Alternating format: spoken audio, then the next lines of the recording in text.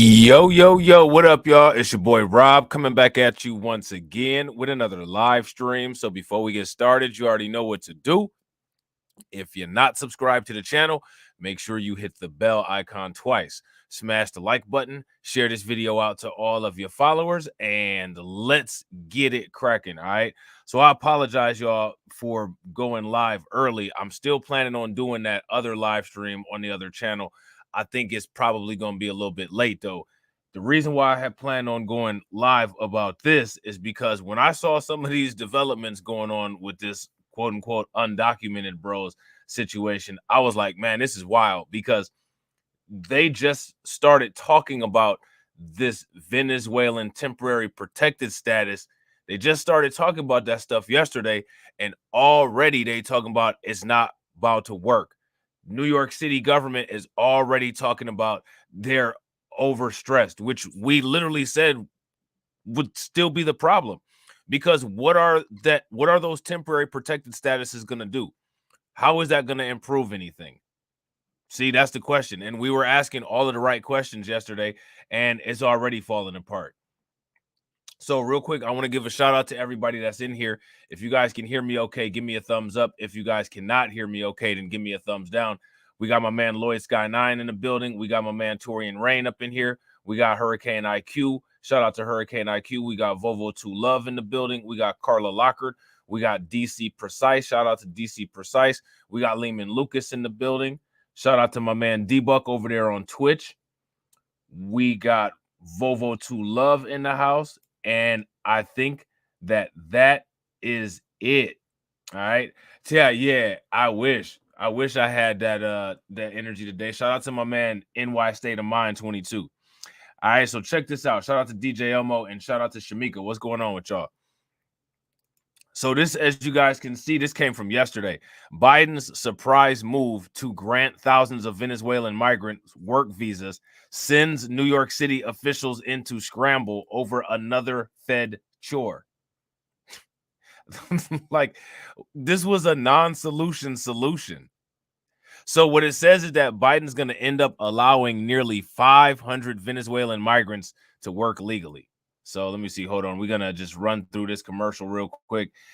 If you guys haven't smashed that like button yet, make sure you guys take a moment and smash that like button. Oh, look at this. They didn't give us a commercial. That's what's up. Hold on real quick. Let me see. Bring that back. Boom. All right. Let's get it.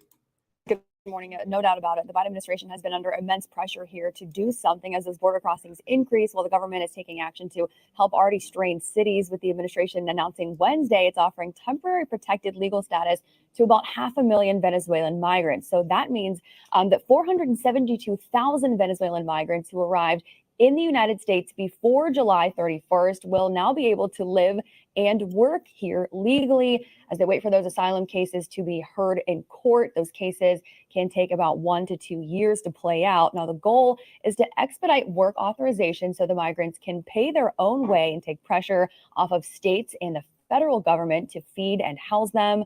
The announcement comes as the White House continues, like we said, to grapple with a growing number of people fleeing Venezuela and other South American. So remember, everybody that's coming from Venezuela is going to be given temporary protected status. They're all going to be given temporary protected status, which means that they're not going to be going back anytime soon.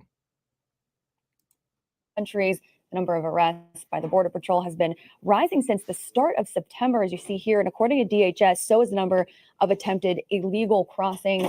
That surge, again, prompting Homeland Security to add about 800 additional active duty personnel to the border. They will join 2,500 state National Guard personnel, 24,000 Customs and Border Patrol agents, 500 law enforcement officers, and then you have about nearly 3,000 officers there who aren't in uniform. And as the situation at the border intensifies in New York, things have reached a boiling point. This week on Staten Island, anti-asylum seeker protesters blocked a city bus that was thought to be carrying migrants, with the NYPD taking 10 people into custody there. So, man, it's getting wild out there. It's getting wild out there. They blocking the buses, people protesting. It's getting lit. It's getting lit. So I apologize, y'all. I'm going to try to run through this one as fast as I can so that I'm not late for the next one. So if I'm missing some comments, I apologize. I'm just trying to hurry up and get through this because I got a whole bunch of little video clips that I want to show you guys. And real quick, ladies and gentlemen, if you guys haven't smashed that like button yet, make sure you guys take a moment, smash that like button. Also, if you guys haven't shared the stream from where you are, make sure you guys do me that favor, share the stream. All right. And if you're not subscribed, make sure that you guys subscribe. Including for charges, including assault against an officer.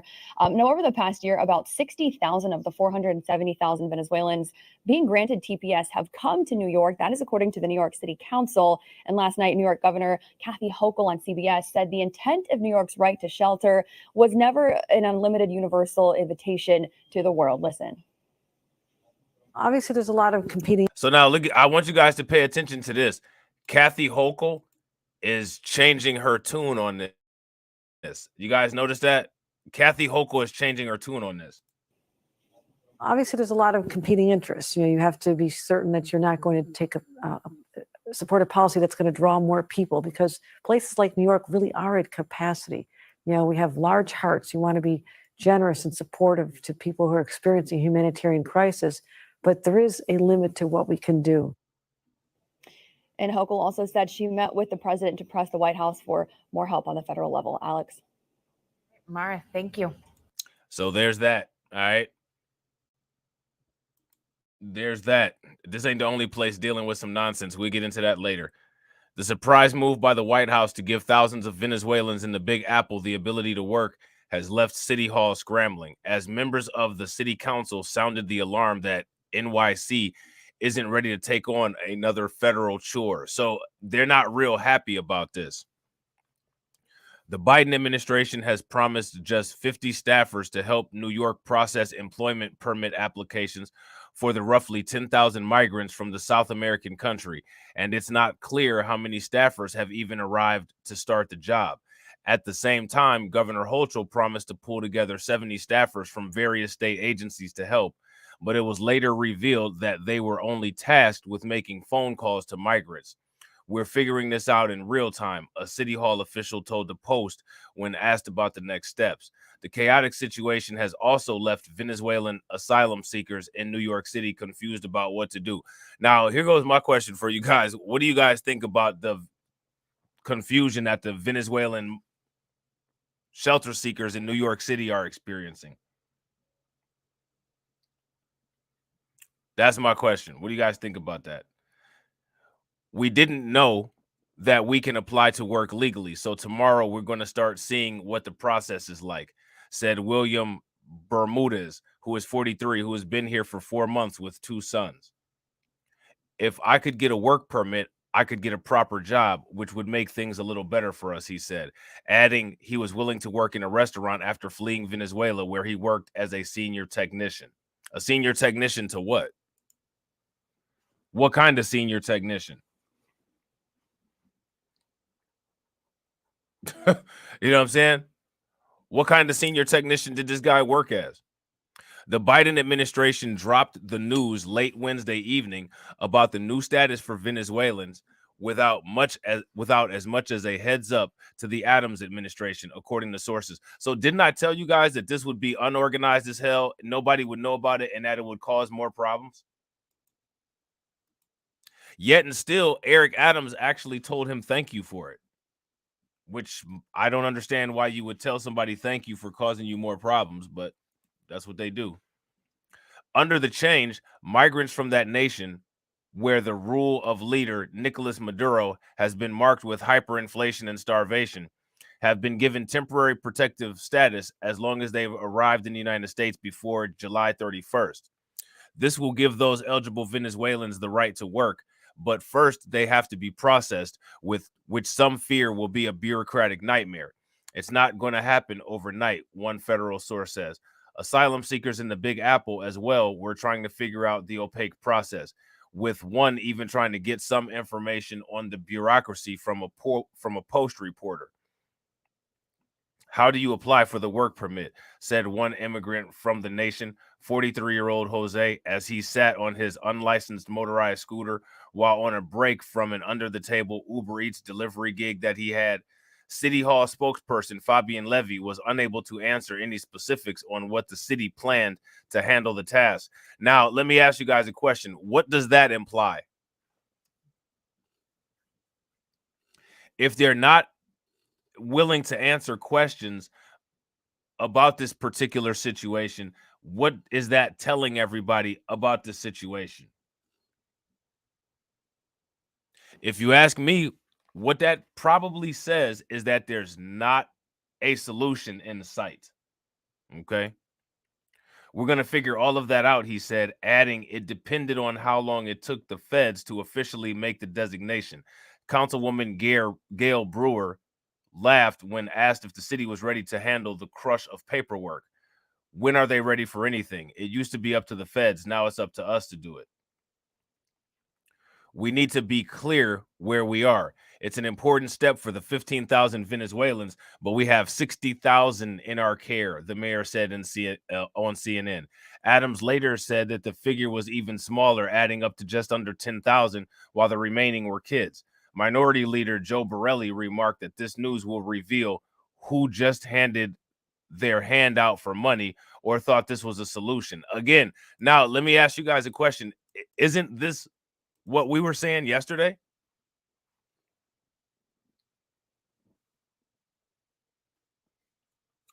Isn't this exactly what we were saying yesterday? How I kept asking the question yesterday, how is this going to be a solution? They said this is what would lead to the decommissioning of the shelters so that the Democrats go their way when someone gets their working papers. I hope it comes with a 60-day eviction notice, he said. Other Venezuelans who spoke to the Post on Thursday were unaware of the news that they could file to work legally starting October 1st. So now let me ask you guys this question. When and how did they plan on telling these people that they were legally able to work? And so now, if they hadn't planned on telling them that they were legally able to work, how would they have been able to work?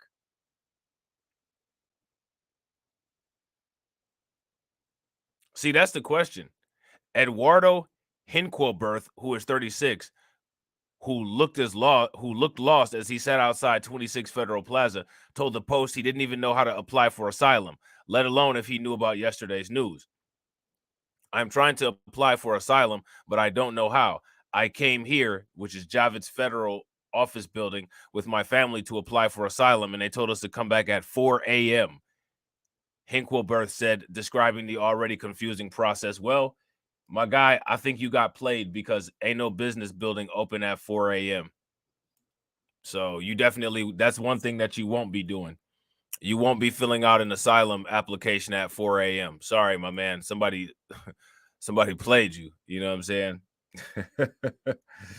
Somebody played you. All right.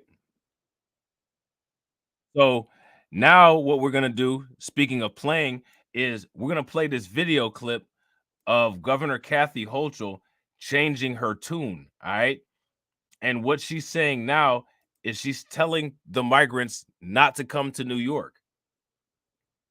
She sounded like that one guy. she sounded like that one dude. Don't come here. You've been lied to. Do not come here. It's not safe for you here. Let's check this out. New York's top Democrat as thousands of migrants continue to be bussed into the state, with now Governor Kathy Hochul sounding the alarm about the influx of migrants after previously touting New York's sanctuary status. And this sudden change in rhetoric makes clear that no matter what you think about the Southern governors busing the migrants north, their gambit seems to have worked. Last night, Governor Hochul on CNN urged migrants to stay out of the Big Apple. Places like New York really are at capacity. You know, we have large hearts. You want to be generous and supportive to people who are experiencing humanitarian crisis, but there is a limit to what we can do. We're at our limit. If you're going to leave your country, go somewhere else. That comment is a far cry from what the governor was saying on the same subject less than 2 years ago.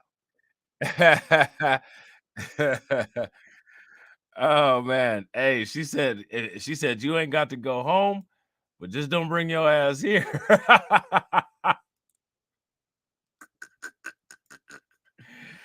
she She sounded like Martin. She sounded like Marty Marr, don't she? You know what I'm saying? you ain't gotta go home, but just don't bring your ass here. You know what I'm saying?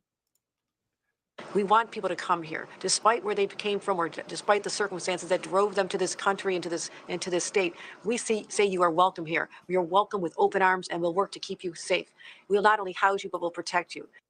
Open arms, we're going to protect you. No, go somewhere else now. Hochul is not alone among New York Democrats. New York City Mayor Eric Adams has gone even further, sounding a dire warning about the political impact of the migrant crisis on the city.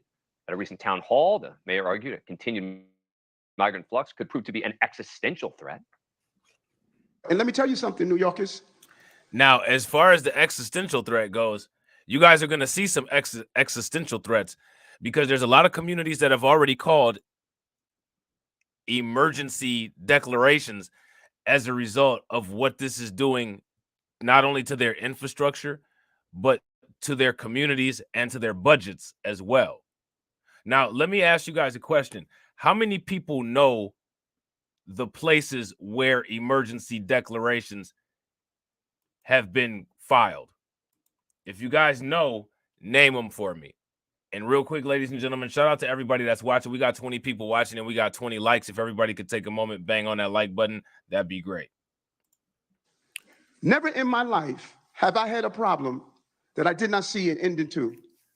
I don't see an ending to this. I don't see an ending to this. This issue will destroy New York City.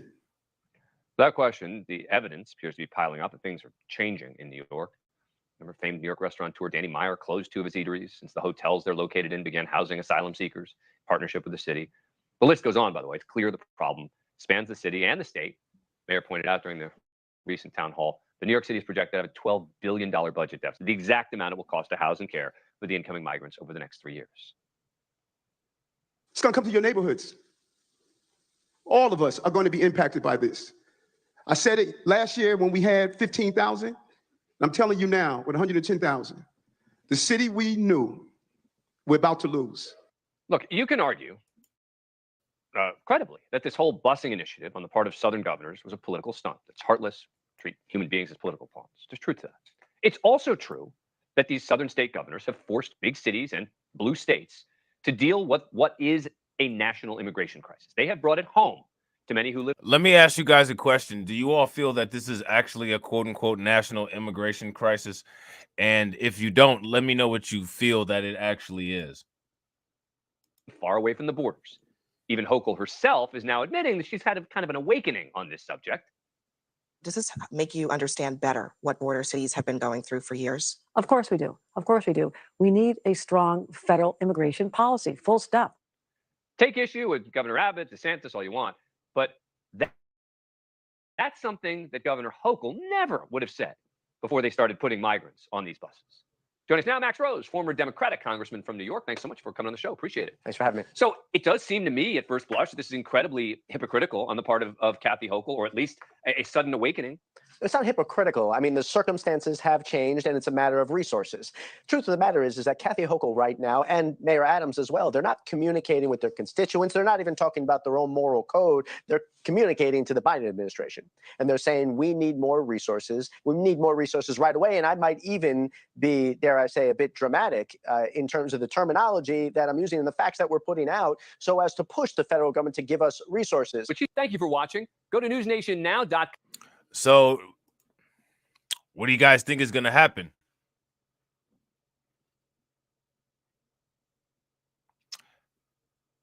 What do you guys think is going to happen? I'll tell you guys what I thought was going to happen and what is being said. Venezuelan protected status is not enough. That's what Mayor Eric Adams is saying from this news clip. Now, let me ask you guys a question. Does that sound familiar? Where'd you guys hear that at?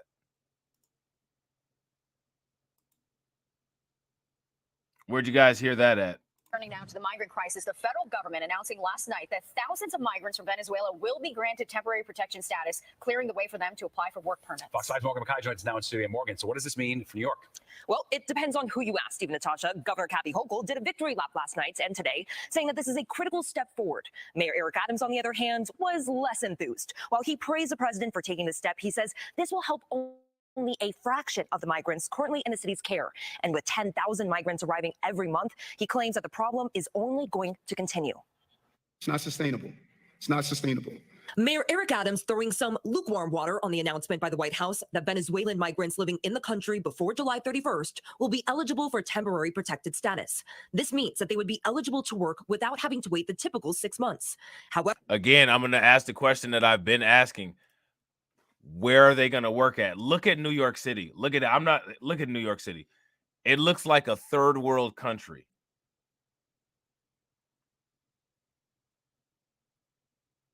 And I'm not even talking about the people. I'm talking about the garbage all over the place.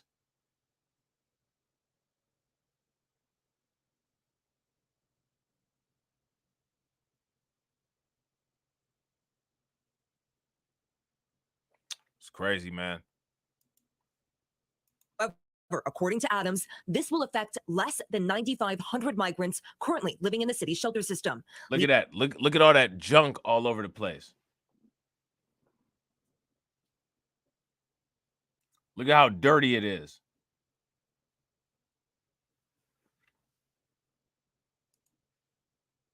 Out around 45,000 migrants who the city still has to care for. 5,500 can't work in the city because they're under the age that they can, or they're under 18 years old. So now look at this. Look at this breakdown, right? Because remember, we kept asking the question, where are they going to work? How are they going to work? Who are these ones that are eligible to work? They made this announcement and didn't give us any of that information. What does that tell you about that announcement?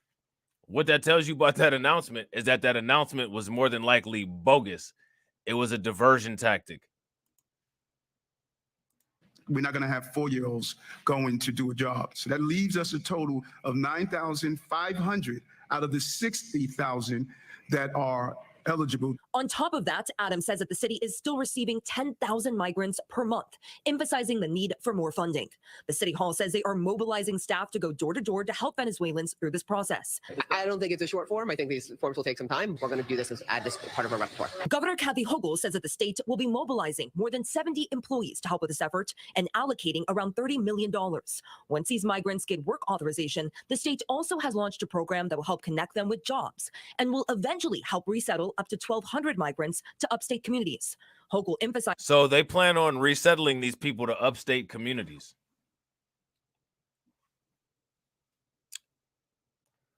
Let's continue.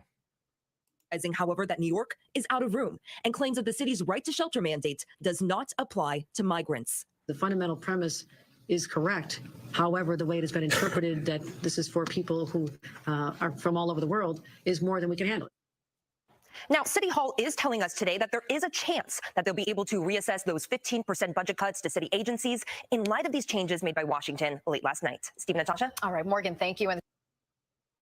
Okay, so there's that. All right. So now, how many people have looked at the unemployment numbers here in the United States? The employment outlook is not looking real good, right? So because the employment outlook is not looking real good, we got to ask ourselves the question, in this concentrated area, where are 500,000 people going to work immediately?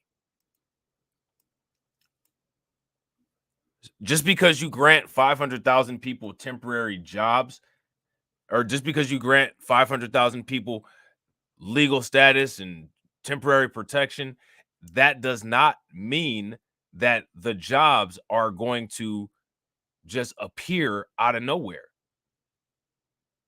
You know what I'm saying? Watch this.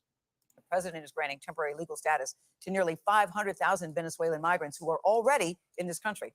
Now, this could be life-changing for those families looking to work and make money here legally. Now, here's the question. Why do they keep talking about families? Why do they keep talking about families? How many of these people that are coming in are actually families?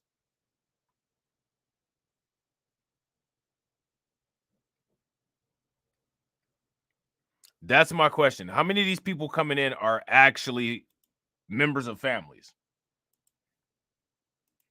Move comes as the number of border crossings returns to near record levels. Federal officials closed a point of entry in Eagle Pass, Texas, just yesterday due to a glut of asylum requests. Manuel Bojorquez is in El Paso, where officials. Now, we're going to talk about, I want you guys to pay attention to this. Pay attention to these border crossing crisis hotspots. You guys see this? Eagle Pass, all right, and El Paso. This Eagle Pass is closed, right? El Paso is getting 1,800 migrants through per day. Keep those numbers in mind, okay? Keep those numbers in mind as we go forward, because we're out of New York City, and now we're going to go to where people are not talking about very much. We're going to go to Texas. Officials are seeing more than 1,800 migrants a day. Manuel, that sounds like a lot of people. Good morning to you. Good morning, Gail. As you know, local leaders here in El Paso are veterans when it comes to providing food and shelter to those who have newly arrived. But once again, some of those organizers are telling me they are being pushed to the brink. You are at a crisis level here. I would say yes. John Martin is deputy director of the shelter in El Paso. He says the inflow of migrants has been increasing for weeks. All of the downtown shelters are all working over capacity. We simply don't want to say no. Okay, so again, this is in El Paso. So you guys remember what I said about that number? The number of influx, right? The number of incoming people, it continues to increase despite any measures that the Biden administration is taking. Despite any of these measures, the influx continues to increase. All right. Pay close attention to that. Okay. At another migrant support center, even the floor is welcome refuge for Marjorie Hernandez and Carlos Mota and their two small children. It took them 2 months to make the more than 3,000-mile trek from Venezuela to Texas. There is work, but you can't make ends meet. As first reported by CBS News, the Biden administration is granting temporary legal status to more than 470,000 Venezuelan migrants already in the U.S. The move promises to speed up their approvals for work permits. That could potentially ease the pressure on states to provide services such as housing to tens of thousands of migrants. I anticipate, unfortunately, that we'll continue to see these increases on a daily basis. Near Eagle Pass, Texas this week, more than 5,000 people streamed through in a day. The influx prompted the mayor to sign an emergency declaration. While in Arizona, hundreds were detained, some in makeshift cages. The influx is also being felt in states thousands of miles away. In New York, migrant arrivals have divided the city. Officials say $2 billion has been spent since last year to house more than 100,000 migrants bused to the city. Many asylum seekers told us, waiting in Mexico. Pay close attention to that money. Add these dollar amounts up. Was not a viable option. In your view, Mexico is just too unsafe. Muy peligroso allí para usted y su familia. Es horrible. On Wednesday, the Defense Department said it would send 800 active duty service member, an additional 800 to the border to supplement the 2,500 who are already here. We're going to talk about that now. It's getting so bad down there. Remember, I just did that video, right? The standalone video where we talked about Operation Lone Star, right? And they were criticizing, right? They were criticizing Governor Abbott for Operation Lone Star, right? But now the Biden administration is quietly sending the military down there. Starting with the National Guard, 800 active duty troops. Okay. The Biden administration is sending 800 active duty troops to the border as migrant apprehensions near record levels. Border towns like El Paso and San Diego are on the front lines, but effects can be felt as far away as New York City, where space is running out to house migrants. Meanwhile, in Florida, transporting undocumented migrants into the state is a crime. We'll have more on a new. So now, what do you guys think about in Florida? transporting undocumented migrants to the state is a crime. What do you guys think about that? I don't think that that's a bad idea. If you're trying to deter the amount of migrants going into the city or going into the state or going into any locality, any area, then that's exactly what you want to do. You want to give a punishment to people who are aiding and abetting to make it more difficult as a deterrent. So to me, that's a common sense approach. The crime. We'll have more on a new arrest there later this hour. But first, we turn to Manuel Bojorquez from the border. Near Eagle Pass, Texas, hundreds of people continue to cross the Rio Grande, trying to slip under water. Okay, so pay attention to this. Remember what I said. What did I say? The two places to focus on: El Paso and Eagles Pass. Remember, Eagles Pass is supposed to be closed, right? From that last video, Eagles Pass is supposed to be closed. Watch. Grand, trying to slip under wire fences, overwhelming city services. But not everybody makes it. 2 people, including a 3-year-old boy, have already drowned in the past 2 days. Still in Juarez, Mexico, we found more are risking those final steps north, like this group from Venezuela. Now, here go the question. Out of all of these people coming, right? Out of all the people coming, you mean to tell me only 3 drowned? Going through these crazy conditions? How are they able to manage that?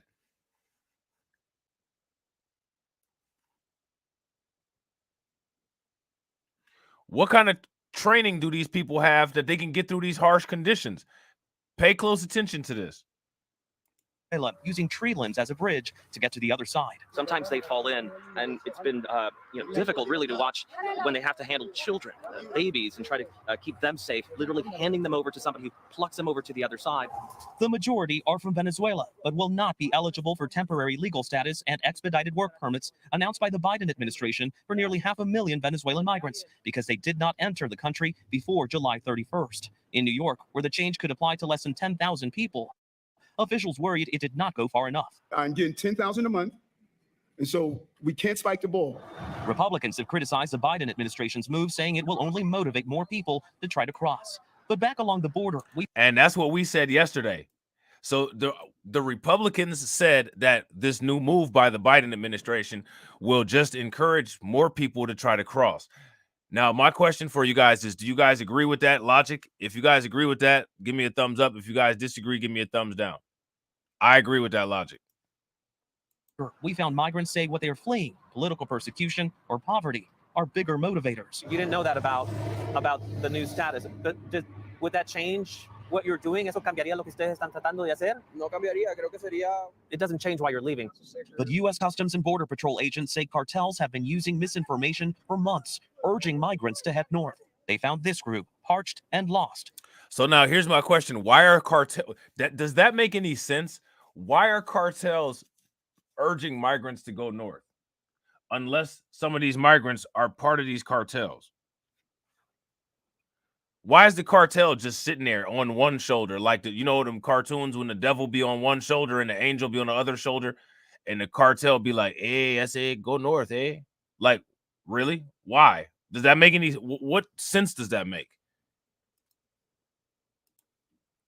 Asking for help. These cartels are very good at what they do. It's a multi-billion-dollar industry. They're focusing on migrant smuggling and the disinformation that they're feeding migrants to fuel that profit stream. Okay, so who's paying them then? If they're smuggling somebody, then that means that there's somebody paying them on the other side. So now the question is, who's paying them on the other side? And Manuel Bojorquez. And I apologize, you guys. I know I'm not reading the comments like I usually do. I'm just trying to get through this so that I'm probably going to be about 10 or 15 minutes late on the other stream. But I'm just trying to hurry up and get through this so that I'm not too late. So I apologize for not reading the comments. I'll try to get to them in the other stream. Joins us now. Manny, you spoke to a number of people, and I know you've been covering the story for several years now. People will tell you the lengths that they'll go to get to this country, but did they tell you what would prevent them from coming across the border?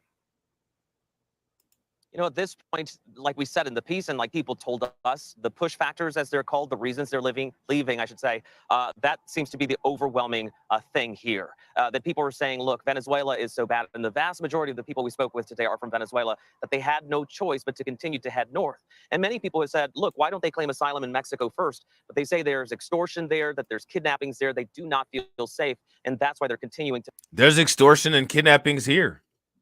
I mean, have they looked at a local crime report?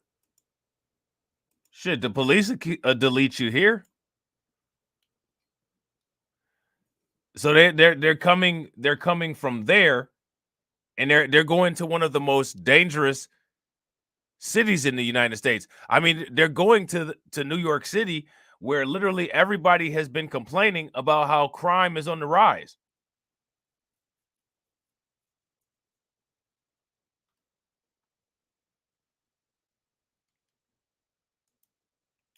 Am I right?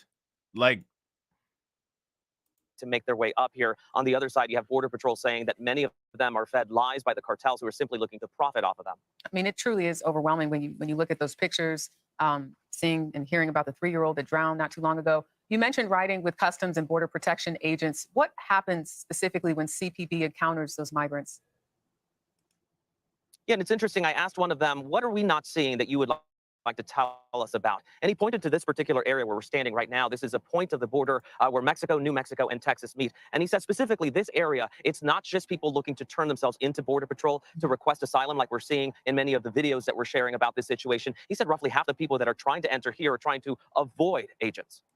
now here go the question. Why would they be trying to avoid agents? Look at this. Look at the wall right there. What is going on that all these people are trying to, like, seriously, what are they running from? And what is whatever they're running from coming this way? See, that I think that's one of the questions that people should ask. And honestly, I think that there's something to that. And I think that's one of the reasons why it's not being discussed. So Republicans, the White House are blaming Republicans for the border crisis. Do you all agree with that? Do you all agree that the border crisis is the fault of the Republicans? Let me know what you think. Congressman Tony Gonzalez. Congressman, we were texting a few minutes ago. You've been watching our coverage. When you look at what's happening there again today, after 10,000 people plus came across the border yesterday. Now, remember, this is Eagles Pass. And remember, Eagles Pass is supposed to be closed. Remember that.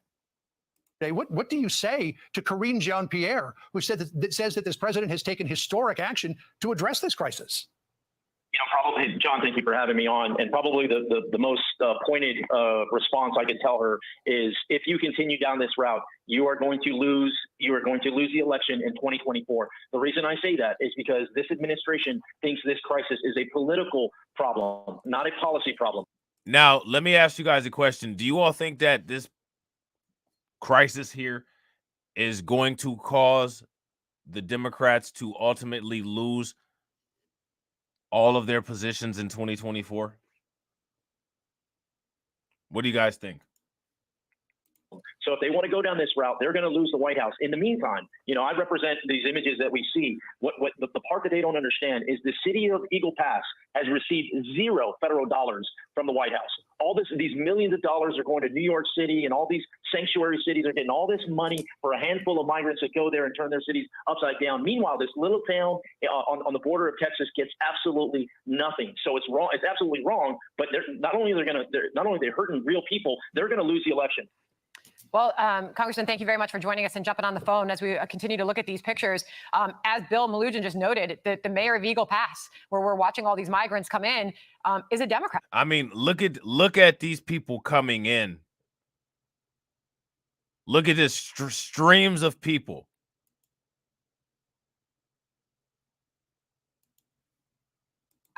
I mean, you've got Democrats in New York. They're crying for help, singing the blues. They're saying, we can't have any more in this city. We can't handle it. Governor Hochul, Democrat. Mayor Adams, Democrat. I mean, you're hearing from more within the Democratic Party to stop this? Will the White House listen? I hope they do. Eagle Pass, Maverick County is some of the bluest part of the district in which I represent. And I'm the only Republican that has ever won that county in 200 plus years. And the way the people that live there, they don't view it through a red or blue lens. They just want people to help and make this stop. It doesn't take a genius to look at the images and go, this is wrong. When they pull a lifeless baby out of the water, how does that not break your heart? But you have these folks in the White House just that think it's a political problem. The other part I'd say is, this TPS extension that they did for the Venezuelans, all that does is make the problem worse. I've been an advocate. And see, that's the stance that most of us said.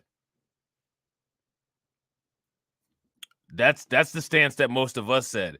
It seems to be common sense that this is just going to make this problem worse, the way that they're going about this. A staunch advocate for legal immigration, for legal pathways, for people to come over and work and do it the right way. And the administration has been an advocate for illegal immigration, and it impacts everybody in a negative way, and it's dangerous. Congressman, when you and I were texting earlier, we have been talking about the economic aspect of this in terms of New York State wanting to expedite work permits for people who are in the city illegally because they can't keep up with providing social services on the taxpayer dime. So they've got to let these people, they think, make a living themselves to take some of the burden off of the state and off of the city. But the suggestion from you is that that's just going to make the situation worse because people, whether it be in the Western Hemisphere or whether it be in the eastern part of Africa or the western part of Africa or other parts of sub-Saharan Africa where we're seeing migrants come in from, say, whoa, the cash register is open. Let's go to the United States. That's it, John. I mean, in what universe do we live in where people that break the law and come over illegally are rewarded and those that are trying to follow? And those are some of the questions that we were asking.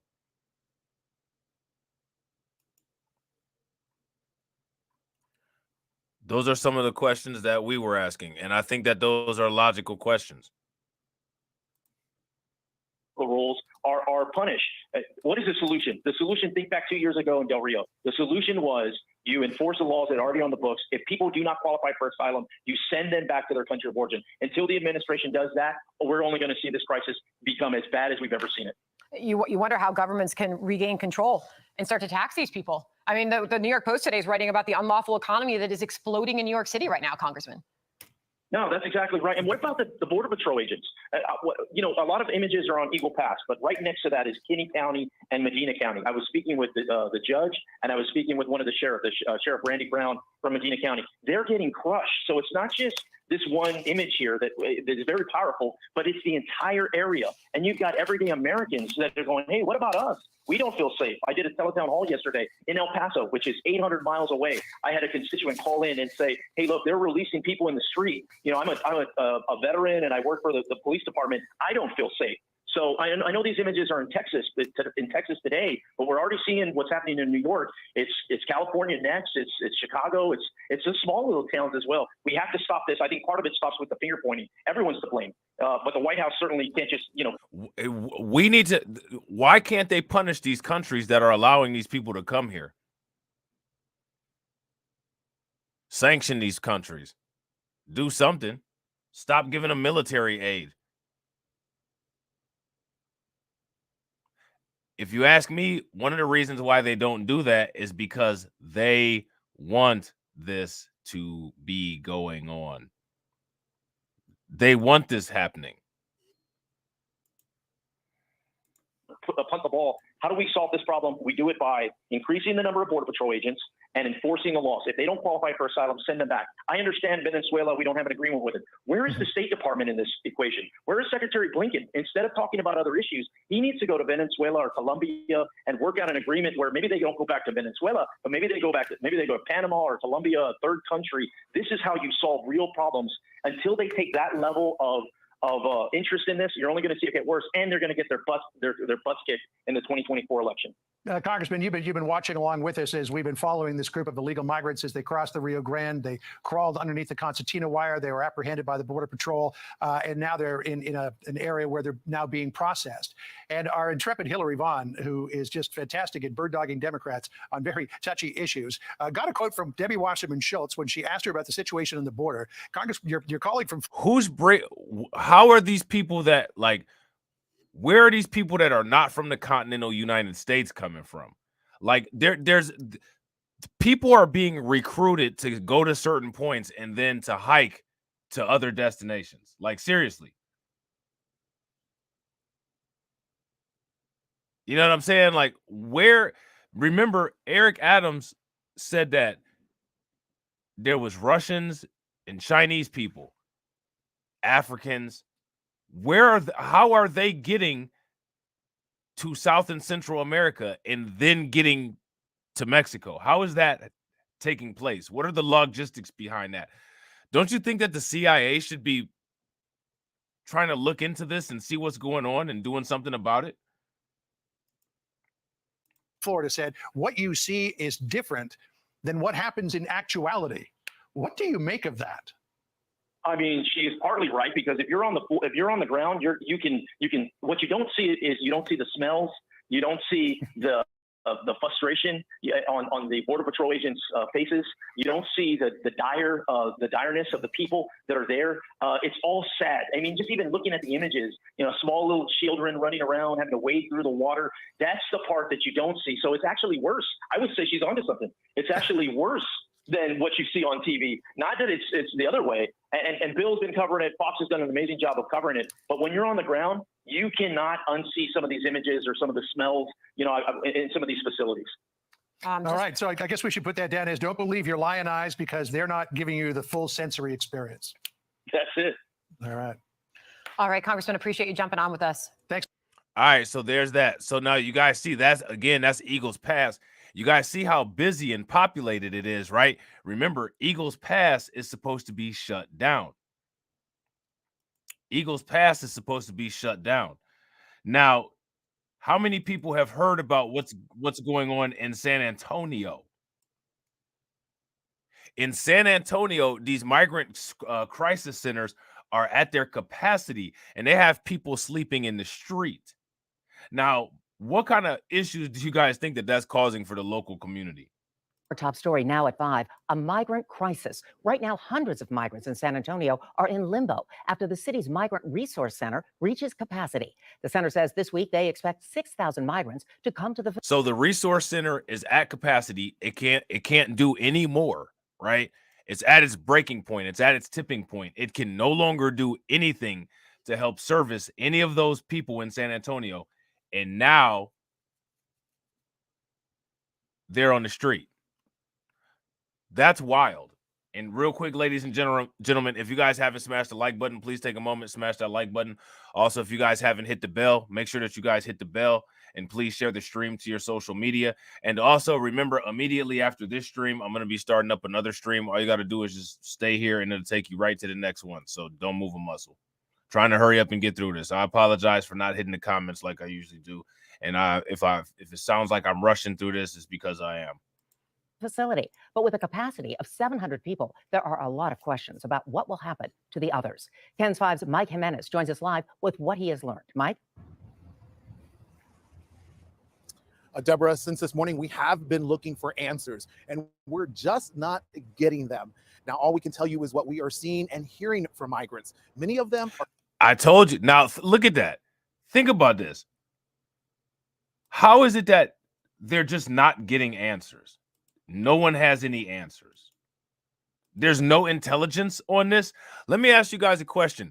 What government agency is the agency that's supposed to be gathering intelligence? Why is there no intelligence on this situation? Why doesn't anybody know anything?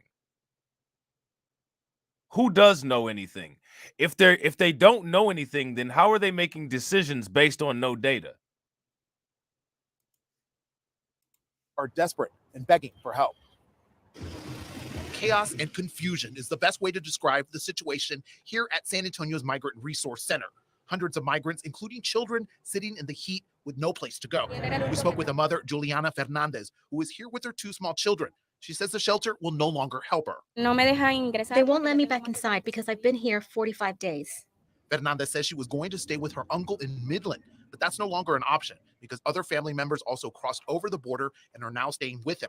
At night, she says she is fearful for her safety. I feel bad because I don't have stability for my children.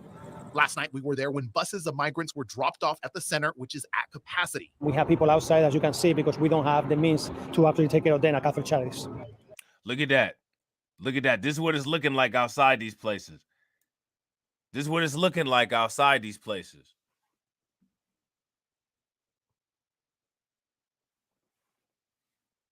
Man, that's wild. Don't have the means to actually take care of them at Catholic Charities. We also spoke to another migrant who didn't want to go on camera. He was told the resource center can't help him, so he's begging for money, saving up to pay his own way out of San Antonio. As for Fernandez, So how do you pay your own way if you're begging for money? Let's start there, because they said that, oh, these people are just here and they just want to work.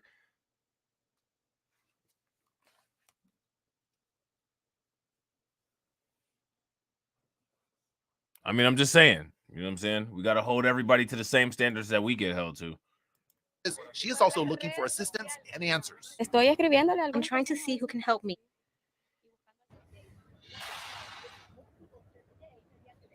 And we did reach out to Catholic Charities to see what is being done about the overflow of migrants. They said no one is available to update us. If you would like to help, we have posted ways on KINS5.com. We did also reach out to the city. Mayor Ron Nuremberg says this is a humanitarian issue and their focus is on compassion. Mike Jimenez, KINS5. Mike, thank you. Well, the migrant crisis is stretching across the U.S. from coast to coast. Officials in California and New Okay, so now as she's talking about how this is stretching across the United States from coast to coast, pay very close attention, because how Eric Adams is sitting there talking about, quote unquote, all of New York City will, quote unquote, be affected.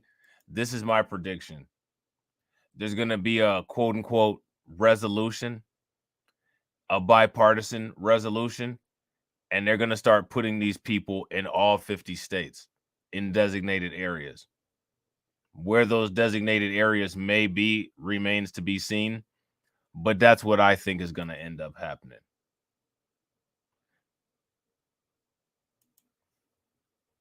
New York raising concerns tonight. In California, border agents have dropped off more than 4,000 migrants at a transit center in San Diego County in just the last week. County officials say local migrant shelters. Why are border agents dropping these people off? I mean, just listen, pay very close attention to what's being said and just listen to this stuff. A lot of this stuff just doesn't make a lot of sense. It's not consistent. In San Diego County in just the last week. County officials say local migrant shelters have already reached capacity. Some officials there are now calling for federal assistance to help manage the situation. In New York, tensions are rising as protesters try to stop migrants from entering a shelter on Staten Island. Tuesday night, protesters greeted the bus of migrants by chanting, "Take them back." There were 20 asylum seekers on that bus, adults and children. 10 protesters were arrested and the migrants were allowed to enter the shelter 5 hours later. The rise in border crossing is impacting train operations. Mexican operator Ferromex is back up and running after. You guys look. Do you guys see this? Look at this. Look at all of that garbage. You guys see all of that garbage outside of the train tracks?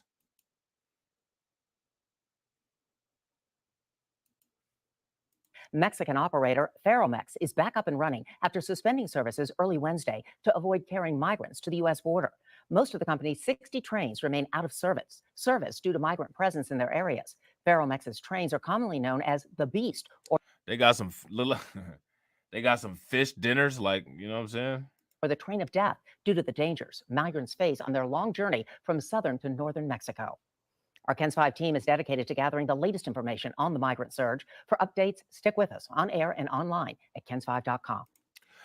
If you ask me, this right here, this right here, this is the new C-19.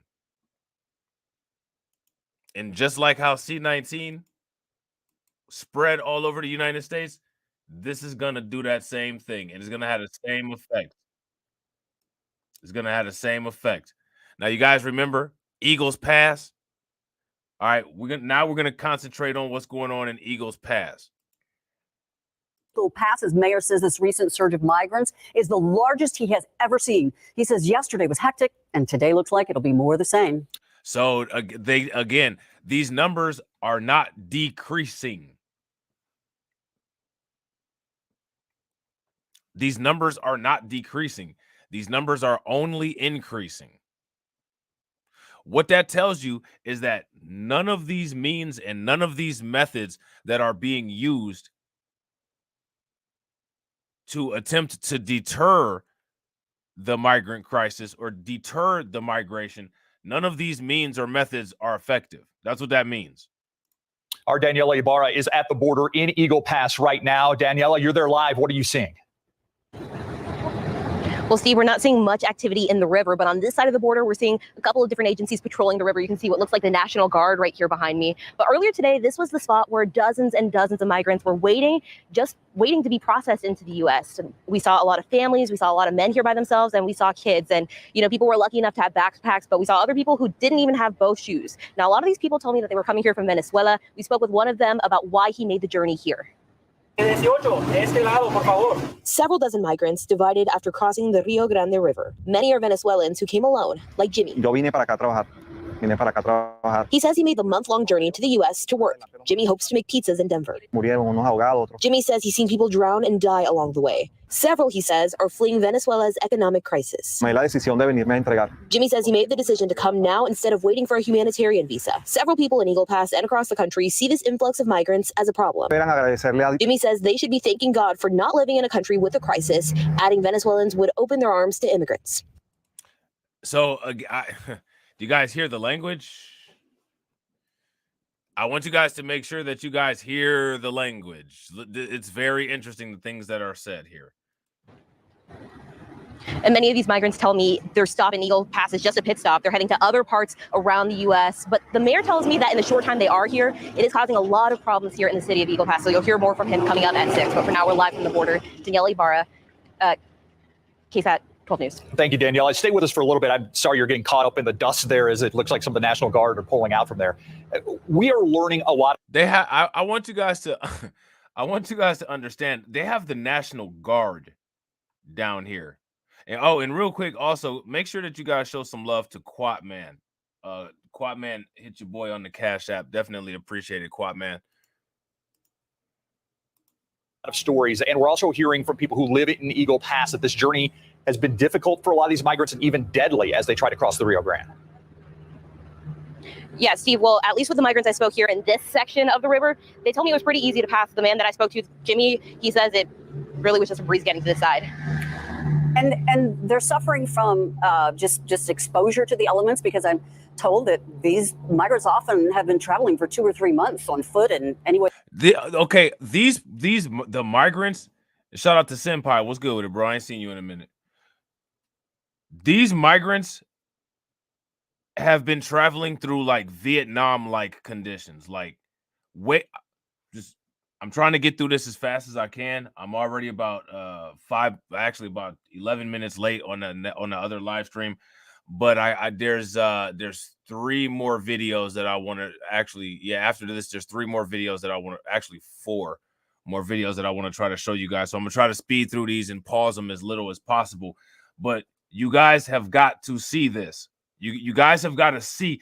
There's like a mini documentary that I have that I want to show you guys over the parts that they're crossing in. And I don't know how you can cross these parts without military training. Seriously. And real quick, ladies and gentlemen, shout out and thank you to everybody that's in here right now. And I appreciate you guys being patient with me. Like I said, not hitting the comment section like I usually do. If you guys can smash that like button, hit the bell, share the stream, that'd be great. they can.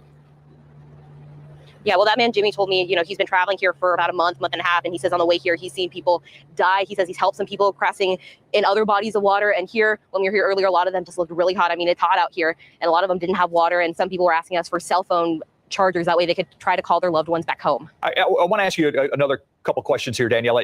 We see the razor wire that's behind you. I think the border buoys are not far from where you're standing right now still, even though they're caught in a court battle. Are you seeing difficulty with the migrants? Are you seeing those be deterrents to migrants crossing the river? Steve, at least in this section, we're not seeing that. We saw people when we were setting up for our live shot right now, we saw people just cross the border. It took them maybe 2-3 minutes. And, they were just grabbing hands, walking to this side of the border. Once they're here, what happens, Daniela? What kind of an impact is it having on the infrastructure of the city? Well, the mayor told us that this is having a pretty big impact. He says he hasn't really seen anything like this. He says that the migrants are inundating the healthcare facilities. He talked about how the 2 migrants, I don't know if you mentioned this already, but 2 migrants have died crossing the river here in Eagle Pass. Yesterday it was a 4-year-old, according to the mayor, and then today it was an adult man. And he told me that some of these migrants who were struggling in the river, struggling to stay afloat, they've had to take them to the hospital. He also said that this is having an impact on the economy, with one of the bridges here between Mexico and the U.S. had to be shut down yesterday. And he says that it's a safety concern, really. So now here's my question. Long-term, what are long-term effects of this going to cause? I mean, it's getting to the point where it's backing up the bridges, stopping the supply chain. Now, let me ask you guys a question. If this causes long-term damage, or if this causes some kind of long-term effects on the supply chain, what is that ultimately going to do to first the local economies and then the national economy? That's my question. And real quick, ladies and gentlemen, we got 53 people watching and we only got 35 likes. If everybody can take a moment and please hit the like button, get us up over 80, that would be great. Absolutely. Daniela Ibarra, live from Eagle Pass. Thank you, Daniela. Llegué a Panamá, de Panamá a Nicaragua. Acá no tengo familia, me va a recibir un amigo. I pray every day somebody do something urgent for these people. From Eagle Pass to right here in San Antonio. Tonight we're continuing. I mean, like, why are the trains even going with these people on top like this? Seriously, like that's a question that needs to be asked, because this is just ridiculous right here. Seriously, like I want to stop the video and take a moment to say that is not safe. That is not normal. No responsible train operator should be doing that. Something needs to be done about this. You know what I'm saying? Continuing to follow the influx of migrants arriving at the Texas border. We have team coverage on the latest wave of migrants crossing into the U.S. Our Jonathan Cotto standing by at the Migrant Resource Center here in San Antonio, where people have been arriving throughout last night and again today. Yeah, but first let's go to our Daniela Ibarra in Eagle Pass, where the mayor there says this influx is overwhelming that city. Daniela, the resources to help these people running scarce in Eagle Pass right now, correct? Yeah, Steve, the mayor tells me that the surge that they've been seeing over the past 24 hours or so has really strained their hospital system. They say the economy, just off to my shoulder, you can't see it in the shot, but that is one of the international bridges here between the U.S. and Mexico, and it's one of the only ones that's open here. There's another one in town that he says has been closed because Border Patrol has been here helping with the migrants, and he says because it's been shut down, they haven't really been able to get the toll money from that, which is a huge economic hit for them. Daniela, we can't see anybody from this view, but you're right there along the river. So talk about what you have seen in terms of anyone crossing there today. Is anyone still underneath that bridge as they have been the past couple of days? No, Myra, we've really kind of seen the migrants come over in waves. So earlier today, we were here and we saw a couple dozen migrants standing here waiting to be processed. But in the past hour or so, I've been watching. I've only seen about a handful of so migrants come over. But I did speak with one earlier today who made that, that trek across the river. And he said it really wasn't that hard as hard as he had expected it to be. You've got that razor wire behind it. At 5 o'clock, we talked a little bit about that. It seems as if migrants have figured out how to get over or through that razor wire. Is that what you were witnessing today? Well, see, we don't actually get to see them come off the river onto the land over here. We're kind of blocked from that area. But from what I've seen right here, this stretch right here, it seems like they're getting through pretty easy. It makes it maybe takes them 3 to 5 minutes to get across. Yeah. I want to go further. I mean, you have been hearing tales of this, not where you're at, but other parts of the Rio Grande being deadly for some of these migrants to cross, correct? Yeah, we heard from the mayor today that an adult man actually died. He drowned while crossing the river. We're not sure if it was this spot, but he said that, drowning is something that he sees a lot in this area. And then yesterday he says that a 4-year-old girl drowned. So it just talks about, the trek it takes to come over here to this side of the border. Daniela Ibarra live in Eagle Pass. Thank you so much, Daniela. Appreciate it. So remember, that's it. That's Eagles Pass that we're talking about. That's Eagles Pass. Now, I don't know if anybody has heard of this channel called CBN. This is CBN is like one of those extreme conservative channels, but they got an interesting video that they put together about apocalyptic scenes in Darien Gap. All right. Now, my question for you guys is, do you all remember what Darien Gap is or where Darien Gap is? This is what I'm talking about those Vietnam-like conditions. I want to know how regular people are surviving this. I want to know how these people are doing this. On the roof of a train, making its way north through Mexico. Those migrants are like this is like a imagine like a month, 2, 3, 4 month nonstop hiking trip. Can you imagine the type of physical wellness, the physical condition that you have to be in, what kind of good shape you have to be in order to do something like this? Think about this. Most people can't even walk up a set of stairs. But you're walking up a damn continent. 2 continents. Shit. Think about this. Video shows hundreds. I mean, this is some shit right here out of Mission Impossible, but it's a bunch of families laid out on the like it's a bunch of Mission Impossible families. Like, this is not normal. The roof of a train making its way north through Mexico. Those migrants are part of an unbroken train stretching all the way back to South America. The impact of thousands of people making the trek north is taking a huge toll on the communities through which they pass. Chuck Holton brings us the story from the Darien Gap. What was once one of the most remote and pristine jungles on planet Earth. Okay, so you see this? The Darien Gap. Look at this. Look at all these trees and stuff around. First of all, how are you able to successfully navigate? Second of all, that water is filled with bacteria. Those bugs down there, not only are they poisonous, but they're like the size of small animals. This is what they're going to. This is a jungle. You know what I'm saying? This is that shit that they be walking through on Naked and Afraid. Seriously? You mean to tell me like a family of 4 is making it through this?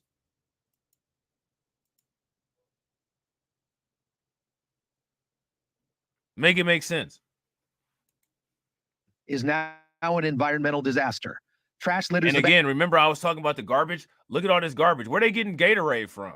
Coca-Cola. You know what I'm saying? Dasani and all this. This shit look like a party right here.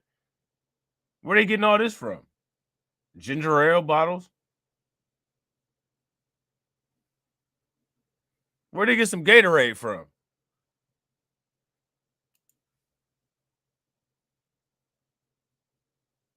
Seriously. Trains stretching all the way back to South America. The impact of thousands of people making the trek north is taking a huge toll on the communities through which they pass. Chuck Holton brings us the story from the Darien Gap. What was once one of the most remote and pristine jungles on planet Earth is now an environmental disaster. Trash litters the banks of the river locals once depended on for their water. Now, the bitter irony is that in a place which gets a dozen feet of rain each year, these indigenous tribes have to import bottled water. So remember we was talking yesterday and I was telling y'all about them indigenous tribes that be down there? They get 12 inches of rain down there. How are y'all just cutting through this jungle like it's hot butter? How are y'all? Man, listen, man. I'm sorry, like I don't believe it. I don't believe it.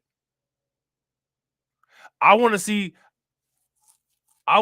an athlete or somebody in the military get through this. Tell me how some woman carrying a baby on her back and in front of her is making it through this. And they getting 12 inches of rain too.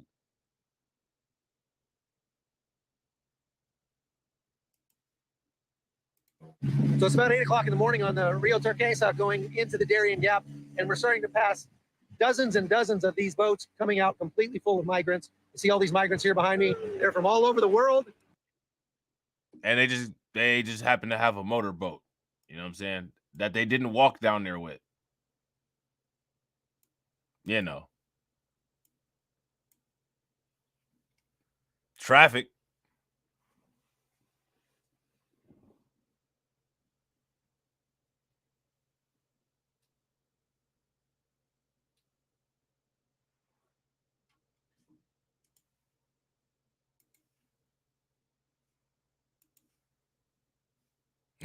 O'clock in the morning on the Rio Turquesa going into the Darien Gap, and we're starting to pass dozens and dozens of these boats coming out completely full of migrants. You see all these migrants here behind me. They're from all over the world. That's what I'm saying. That shout out to Black Knight Discussions. That's what I'm saying. Black Knight Discussion says I was ex-Navy and I like to hike and I would barely make it through that. Facts. That right there. That's what I'm saying. That's somebody in the military saying that.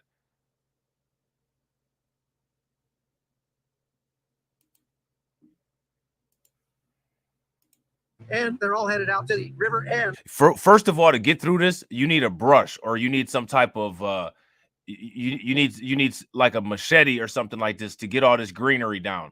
Like, you can't just hike through all of this stuff straight. You know what I'm saying? where the road is. The problem is there are not enough boats to get them out of here and get them down to the road where they can continue their journey to the United States. 3 hours upriver, we come to the last village before reaching the Colombian border. The scene is apocalyptic. Thousands of migrants arrive each day, more than 6 times the village's original population. There's nowhere to sleep and no adequate facilities for the crush of humanity dragging in after 6. See, this is some of the stuff that's going on before they get to the border cities.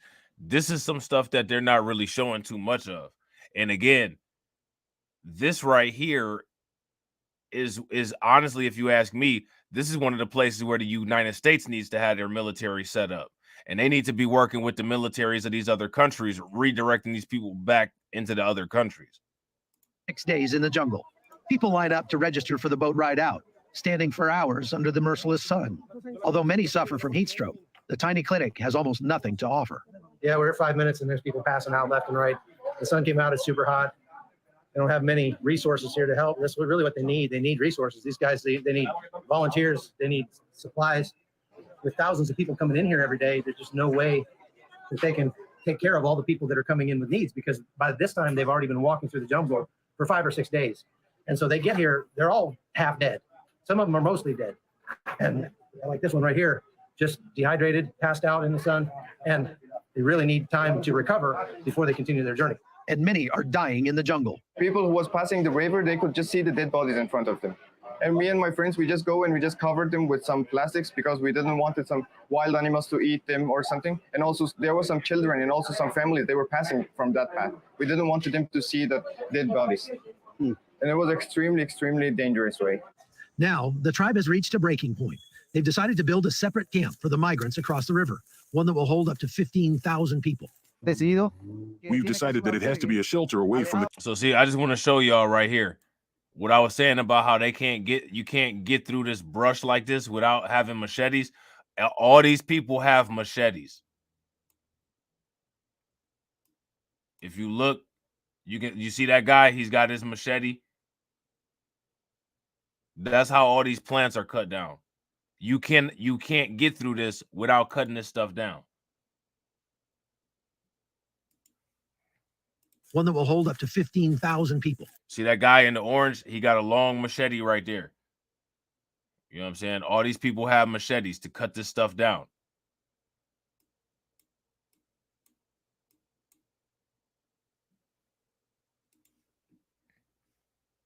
$15,000 people.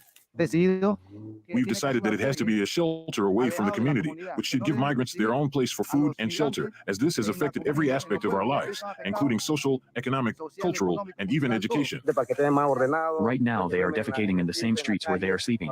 Nobody wants that. We want everything to be. So they shitting in the street. I just want to make sure y'all heard that. Somebody got a LeBron James jersey on. Now they are defecating in the same streets where they are sleeping. That sounded like AI for real, but now they are defecating in the same streets where they are sleeping. Nobody wants that. We want everything to be well organized and in order, so that the migrants feel better when they come to the community. This year, the number of people traversing the gap en route to the United States has exceeded 350,000, which is already 100,000 more than 2022.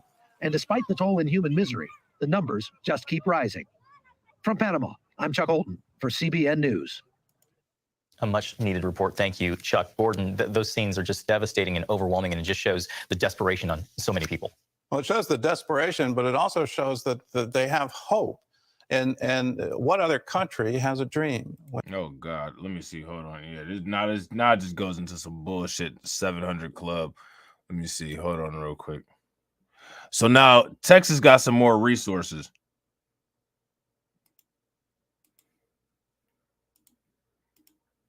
Because of what's going on at El Paso and at Eagles Point.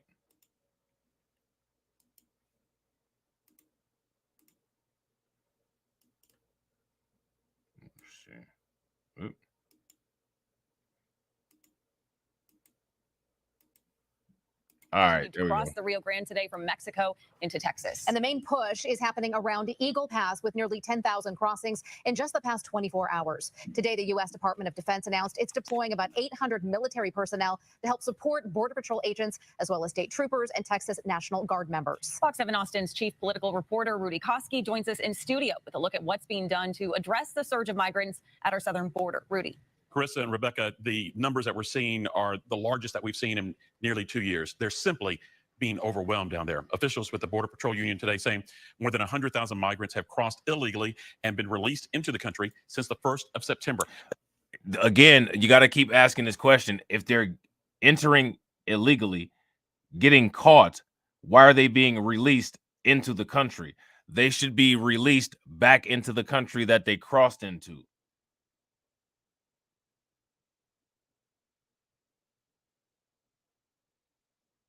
Why are they being released into their country of destination? If you ask me, that's a question that the Democrats are not going to answer.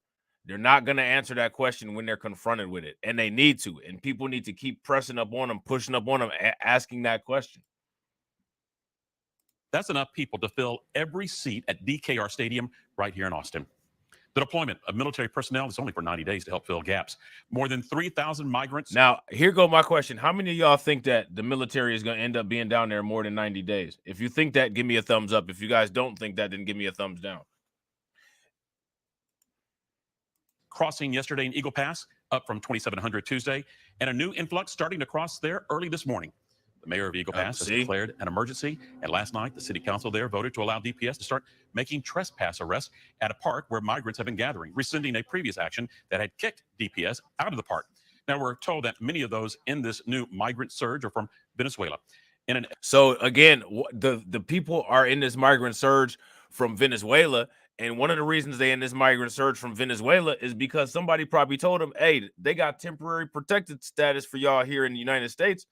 All you got to do is just come up to the United States and we got you.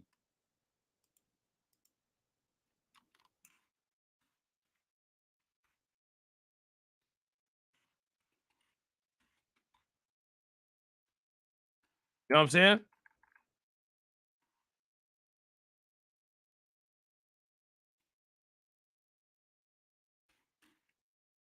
Like, that's wild, man.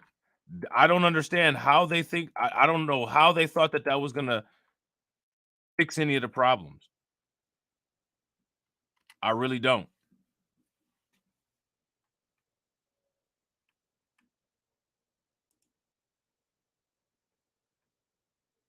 All that's going to do is just attract more people here to the United States, because now once they get here, if they're able to somehow show that they've been here during those particular time ranges, they're going to be able to get temporary protected status.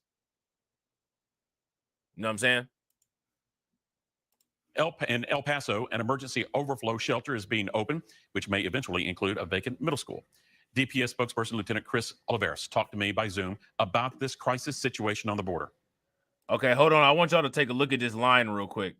Where's all the kids at? Where the kids at?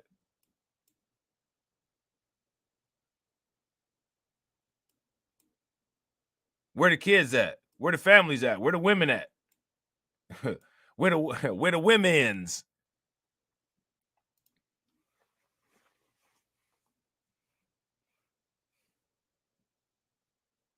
Where the kids at?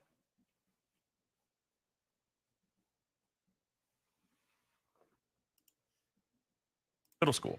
DPS spokesperson Lieutenant Chris Oliveras talked to me by Zoom about this crisis situation on the border. Look at that. Hold on real quick. Look at this. Here go another. This is a good picture right here. Where are the kids? Trick love the kids. Where they at?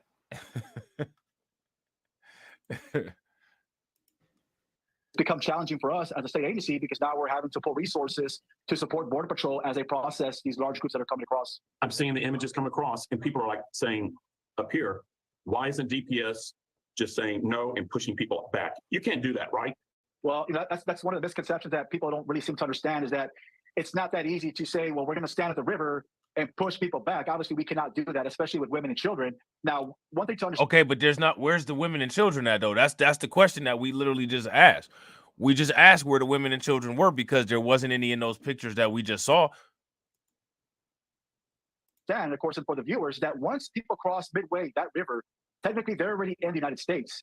And by federal law, Border Patrol has to process them. I was watching some of the video that was posted up, but it showed Border Patrol agents cutting the razor wire that DPS has put down. It seems like, once again, one hand is doing one thing and the other hand is doing something totally different. How do you manage that? Can you manage that? So they got the video here of the Border Patrol agents cutting the wire down. See, this is Border Patrol cutting down the barbed wire. Posted up, but it showed Border Patrol agents cutting the razor wire that DPS has put down. It seems like, once again, one hand is doing one thing and the other hand is doing something totally different. How do you manage that? Can you manage that?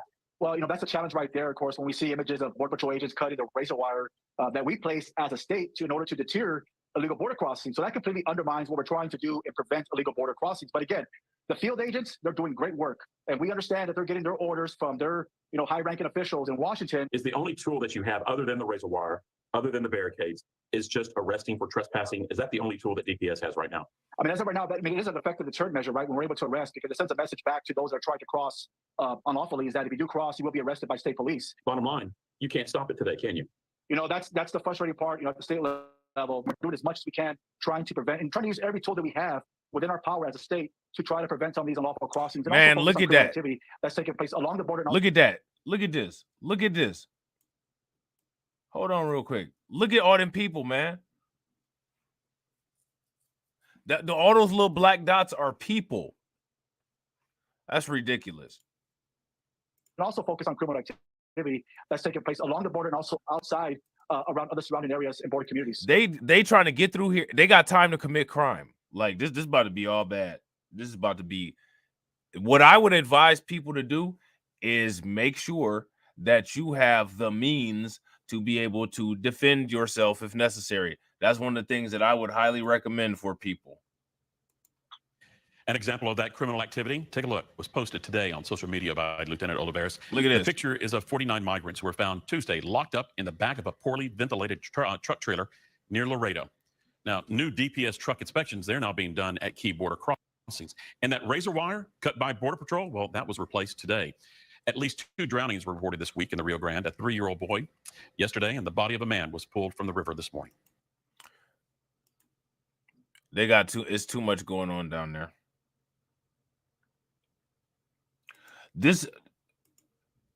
I know people have watched Sky News before. It's always interesting to listen to what people are saying about this kind of stuff from a perspective that's not coming from the quote-unquote American mainstream media, despite the fact that Sky News is part of the European mainstream media. But it's interesting how these news outlets all use the same images, isn't it? Didn't we just see this image? So now let me ask you guys a question. Why would they be using all of the same images? Don't they have their own photographers, their own field people? Why is everybody sharing images? Nobody has any original images? I'm just saying. Mayhem across America. An influx of migrants rushing across the southern border. Sanctuary cities overwhelmed by the crisis. With the president missing, how can the US get on top of the surge? And what happens next? Again, like even in this, like where's the women and kids at?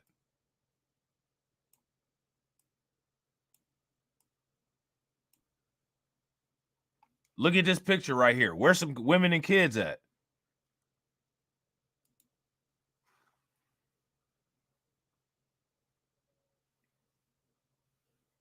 This is what New York City is looking like, man. This is crazy.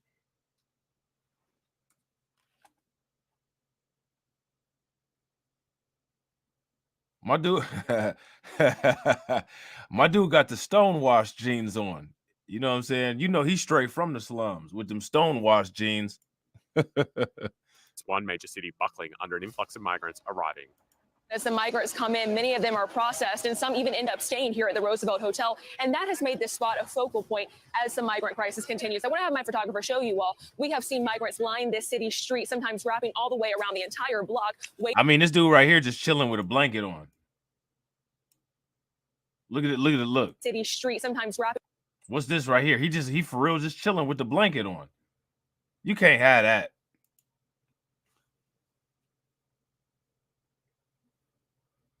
You can't have that. You can't have no mess like that. Come on. All the way around the entire block, waiting for processing inside. And during the nighttime hours, we've also seen migrants sleeping here on the city streets when there's no space inside. And New Yorkers are not happy. What message are you sending to the world? Break the law. Come, we give you everything free. Joe Biden, do you think that's going to stop? You don't know who's Break the law and we'll give you everything free. Well, I don't know how versed you are on American history, but that's literally the American way. So I don't know what you're sitting there screaming about. Where the kids at?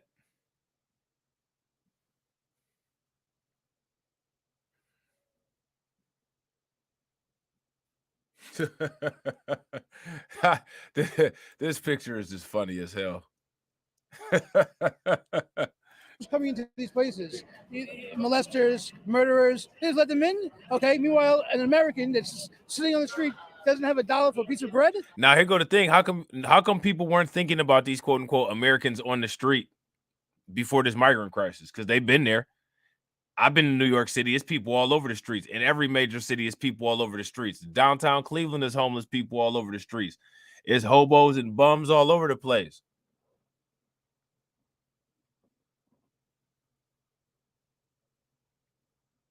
You know what I'm saying? Whose fault is this? We have polling that indicates that there is a broad and diverse group of New Yorkers, the overwhelming majority, who think this is an absolute problem for our city. It was 2/3 in a recent poll. It was 80% in the first poll. They're not hearing that from elected leaders like Mayor Adams and Dan Goldman and Yvette Clarke and some of the members of the House Homeland Security Committee. These are people who are pro-sanctuary cities and are trying to paint a rosy picture of what's going on. Protesters greeting Democratic lawmakers as they tour a migrant processing center. A concern echoed across the nation as fears mount about those who could be entering the United States. New York's Nassau County Police Commissioner sharing this chilling warning. There's no controlled access at the border, so we don't know who's coming through that border. That makes my job and the commissioner's job harder. I have to vet the normal domestic terrorist people that are evolving in this country. Now I got to take everything from around the world that's coming through the border with no vetting process and now try to figure out who's going to be my next potential target. How many hundreds have gotten through that border already that are building up right now to do an attack on our country? We don't know it. A shocking new statistic from US Border Patrol with 146 suspected terrorists or people on the terror watch list stopped at the border this year alone. Before President Biden took office, that number was 0. These people are not being properly vetted, particularly the ones that are being dropped off in the streets. I mean, you can just imagine that the people, that are trying to do their job at the Department of Homeland Security are overwhelmed. And so I think it's much easier, perhaps, for someone to slip through the cracks, particularly when they're overwhelmed. If they can only handle so many, they should only process so many people through. This is what happens when you open the border like this, and you have the mass waves of people coming, and the cartels are able to exploit it. And there's going to be more of this. The numbers go down when the summer gets really hot, but the numbers are back up, and they're coming in the United States. Former Border Patrol Chief Rodney Scott recently spoke at a Judiciary Committee on the threat of those coming over the border. What impact did the Biden policies have on the security of our southern border? It reversed the entire 29 years of my career. It reversed all the progress we made and completely decimated border security. Would you say that these changes are responsible for the crisis we now see at that border? 100%, because it's catch and release. Mr. Nadler assures us that, well, don't worry, everybody who comes across is subject to, his words, rigorous vetting procedure. Would you? Now, here go the question. How are they going to vet anybody that comes across?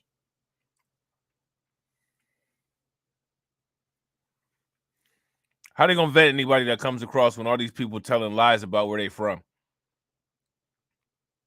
None of these people are giving actual information. We don't even know if many of these people that are claiming to be Venezuelans might not even be Venezuelans.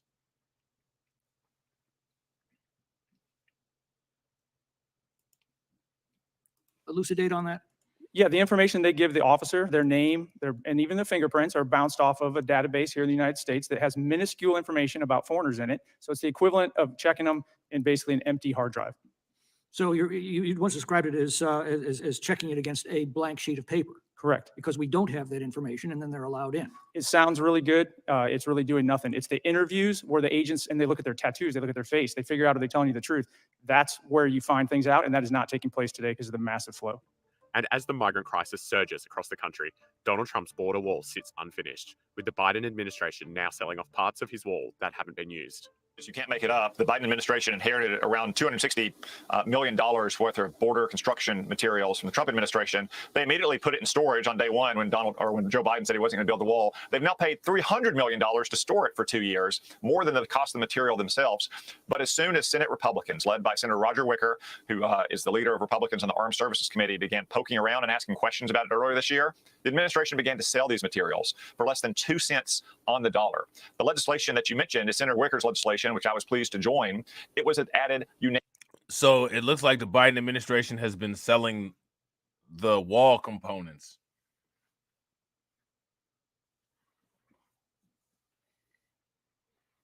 They've been selling the wall components, guys.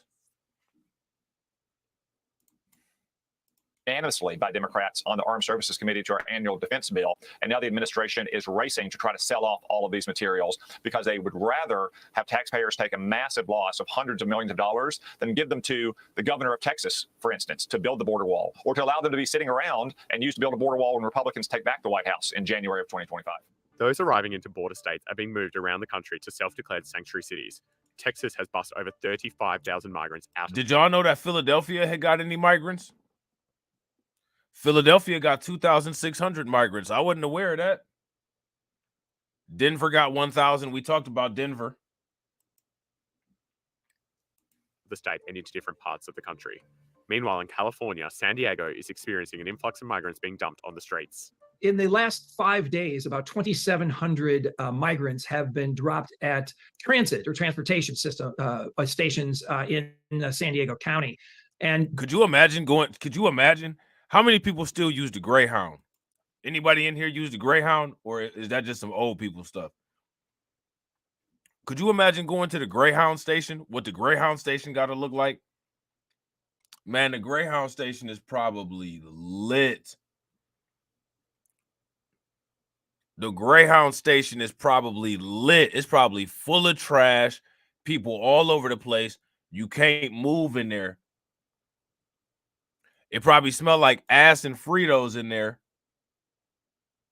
You know what I'm saying? What's happened is that the immigration system here does have facilities to process people who are seeking asylum, but they're full. They're at capacity. And so they don't have the facilities or the personnel to handle all of these people. And so what they're doing is dropping them off at transit centers throughout the county. And unfortunately, these people are bewildered. They don't know where they are. They don't know how to get to where they're going. They don't know how to use our transportation system. Many of them can't speak English. How are you bewildered and don't know how to use a transportation system if you literally just hiked? You just hiked through the savage land from the X-Men comic books and shit, but you don't know how to use a damn train. I'm sorry, man. Like, I don't buy a lot of the story that they talking about. I don't buy it. It just doesn't make logical sense. And so it's unfortunate, I think, for both the residents. Look, you hiking through this, but you're not accustomed to quote unquote using a train. They just showed us videos with these people sleeping on top of the trains while they're driving. You mean to tell me that you're conditioned to sleep on top of a train with a blanket on, but you can't sit in a seat with a seatbelt on? I'm sorry, I don't believe that. I don't believe that. That just doesn't make any logical sense. So the neighbors nearby these neighborhoods of these transit stations, and the people themselves, the asylum seekers or migrants that are being just dropped off and not having a clue what to do next. San Diego in California is the most west part of the border, known for the iconic image of the wall extending into the Pacific Ocean. Being this close to the southern border creates numerous issues for the city. San Diego County and is in the top 13 places in the country for human trafficking. primarily because we're right on the border, but we don't want to be known for human trafficking. San Diego County District 5 Supervisor Jim Desmond is a staunch advocate in returning DNA testing to the border to ensure there is no human trafficking. If we can stop people, bringing children across, and the cartels know that now, that we're not going to be checking. We're not going to be testing to see if those children belong to the adult that's trying to bring them across. So our whole immigration system, unfortunately, just hasn't been fixed, and it hasn't been fixed by either party. I think we just got to come together and say we need a system that works, that is actually humane, and so we don't force people to go under bridges or under fences and through rivers to get here. Let it be humane. Let it be a process that everybody understands. We let the good people in and we keep the bad people out. And that's exactly what officials are calling for along the border across the country. A process. Where's the women and kids at? The good people in and we keep the bad people out. Where the women and kids at? Where the women's?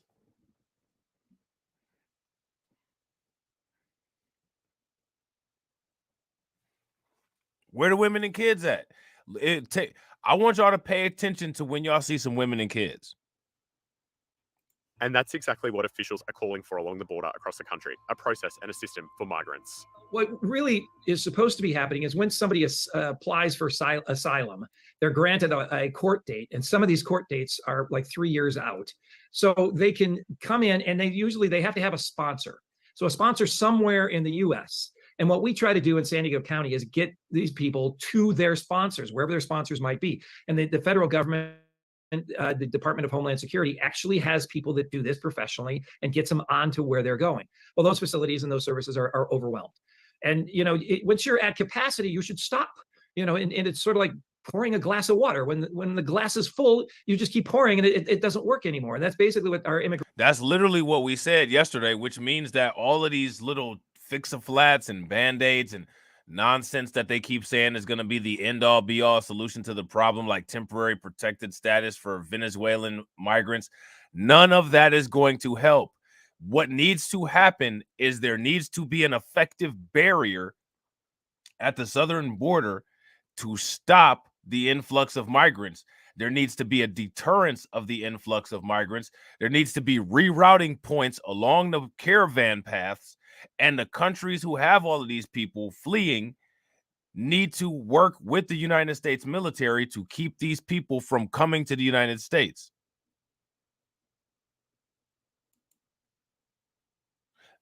If they're not willing to do any of those things that I just named, at this rate and with the current rate of increase will destroy all of the sanctuary cities and all of the border cities probably in the next 5 to 10 years. Immigration system is right now. They keep accepting people into the asylum process without having the facilities or the resources, and what they're doing with the people, and it's mostly single men. Right now, the priorities are being given to families and pregnant. There you have it. That's why I keep asking the question, where the women at? Where the women at? Why is it mostly single men? Where are their families? I thought these were families coming to the United States for, quote unquote, a better opportunity. These are undocumented bros. Just like the video says. Once you're at capacity, you should stop, and it's sort of like pouring a glass of water. When the glass is full, you just keep pouring and it doesn't work anymore. And that's basically what our immigration system is right now. They keep accepting people into the asylum process without having the facilities or the resources, and what they're doing with the people. And it's mostly single men, right? It's mostly single men.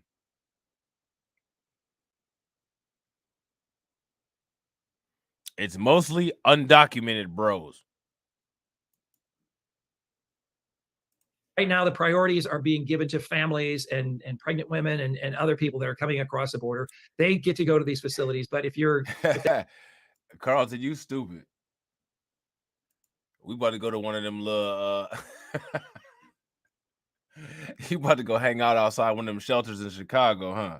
They don't have any room. They're just being put on the streets. And that what we're trying to do, but we're not really equipped. We're a county. We're not a federal government or an immigration system. But what we are trying to do with our charities and things like that is get these people to their destination or to their families or to their sponsor someplace else throughout the country. About 90% of those that have come to San Diego County or come through San Diego County have sponsorships elsewhere in the country.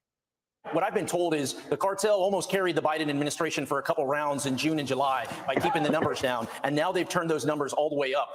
I'm getting reports that there's another train on the way with thousands of people. It looks like this train is headed to El Paso, which is also in my district. The entire border is absolutely on fire. And until we start, this is how we solve it. We know the problem. Look at that right there. Look at all them people right there. Look at all of those people right there under that bridge. This is how we solve it. And every president has had to do this. Enforce the laws that are already on the books by surging immigration judges to the border. And if somebody doesn't qualify for asylum, you send them back via repatriation flights. That's what the administration did 2 years ago when there were thousands of Haitians under the bridge. And that. So he mentioned the Haitians, interestingly. That's what they have to do again in order to get this situation under control. The difference right now, Congressman, very clearly seems to be the cartels, and they don't worry about being videotaped or photographed. They're out there, their presence is known, and no one is doing anything about it. It's a great point. And Neil, it's not only these cartels aren't only in the Mexican side, they're in the American side as well. They've included all of this. I mean, it's just chaos right here. Now, this is in Tapachula, Mexico. These are a whole bunch of black people. These must be African immigrants.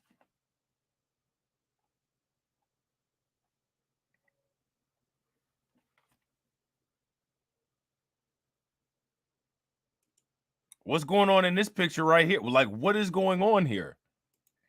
In expanding what is happening. They have 34,000 beds, no more.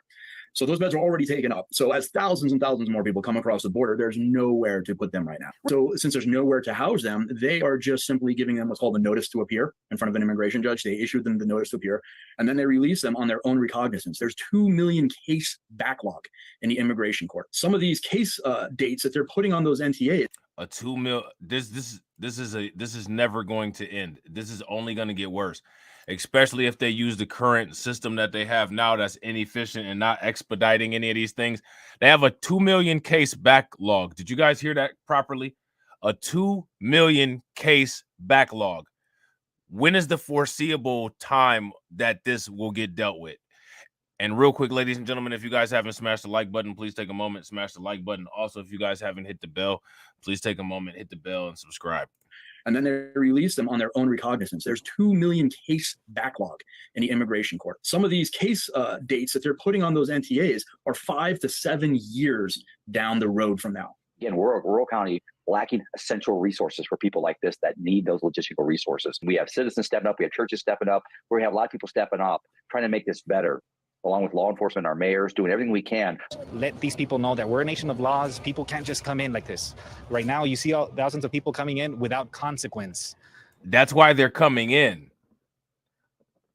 The reason why they're coming in is because they're able to come in without consequence, because there is no laws stopping them. You know what I'm saying? And I agree with Kid Gravity. Send them back.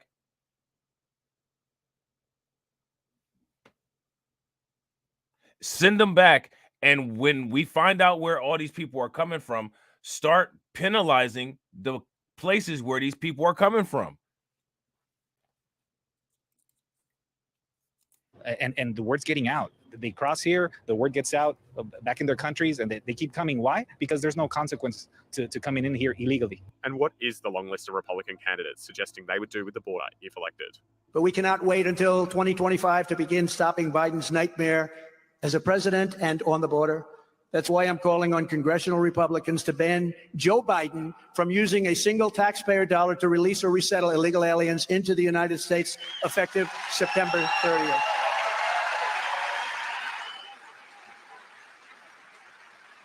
And you know, the Republicans are very good people, but honestly, they have to get tougher. They got to get tougher because they're fighting a fight that these other people, they're dirty fighters. These are dirty people. The time for talk is over. Now is the time for action. We need action. The way we fix it is we go back to what I did in South Carolina. You do a mandatory E-Verify program, which makes sure that you hire no business can hire any illegal immigrants. The second thing is you make sure that we fire the 87,000 IRS agents and hire at least 25,000. Nikki Haley is babbling. Border Patrol and ICE agents so that we can go and give these other Border Patrol agents the help they need. I talked to Border Patrol today. Do you know what they said their job is? Babysitting. Babysitting. That's all they're doing. They said if they were just allowed. Man, I'm going to give it to Nikki Haley. I'm going to give it to Nikki Haley. She is a politician to the core. She is a politician to the core. I'm going to give it to her. You know what I'm saying? Not my politician. Not somebody that I support. I don't agree with anything that she says, but she is good at her job. Her job is bullshitting. Man, hats off to her. She is a bullshit Picasso. You know what I'm saying? Allowed to do their job, that things could get better. Stop the taxpayer handouts for these illegal immigrants. Make sure that we're defunding sanctuary cities. There are sanctuary cities all around here. Why is that allowed to happen? We should not give one penny to a sanctuary city. The cartels are killing tens of thousands of our fellow citizens. You want to talk about a country in decline? The only person that said what they plan on doing and what their stance is Trump. Everybody else is just babbling.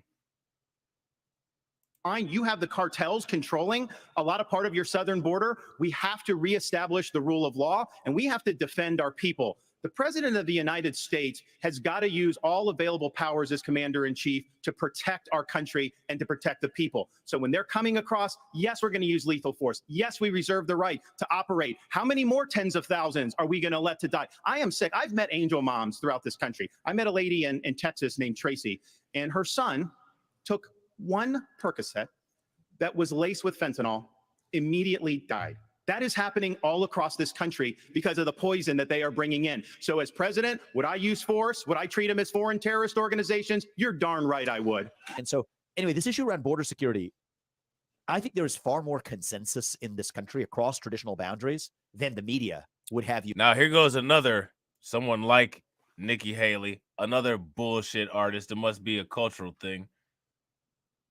You know what I'm saying? You believe. Traditional media would have you believe, certainly. I think that most Americans who I've met support the idea that I've advanced, which is that building the wall isn't enough. I mean, look, you want to talk about how fentanyl gets into this country. There's cartel-financed tunnels underneath those walls now. Much of what people think they're buying is Percocet or weed or whatever is often even laced now with fentanyl. But the way we solve that problem and the migrant crisis along with it is use our military to secure that southern border. We're now using our military equipment and resources to secure. Why isn't the military being used to secure the southern border?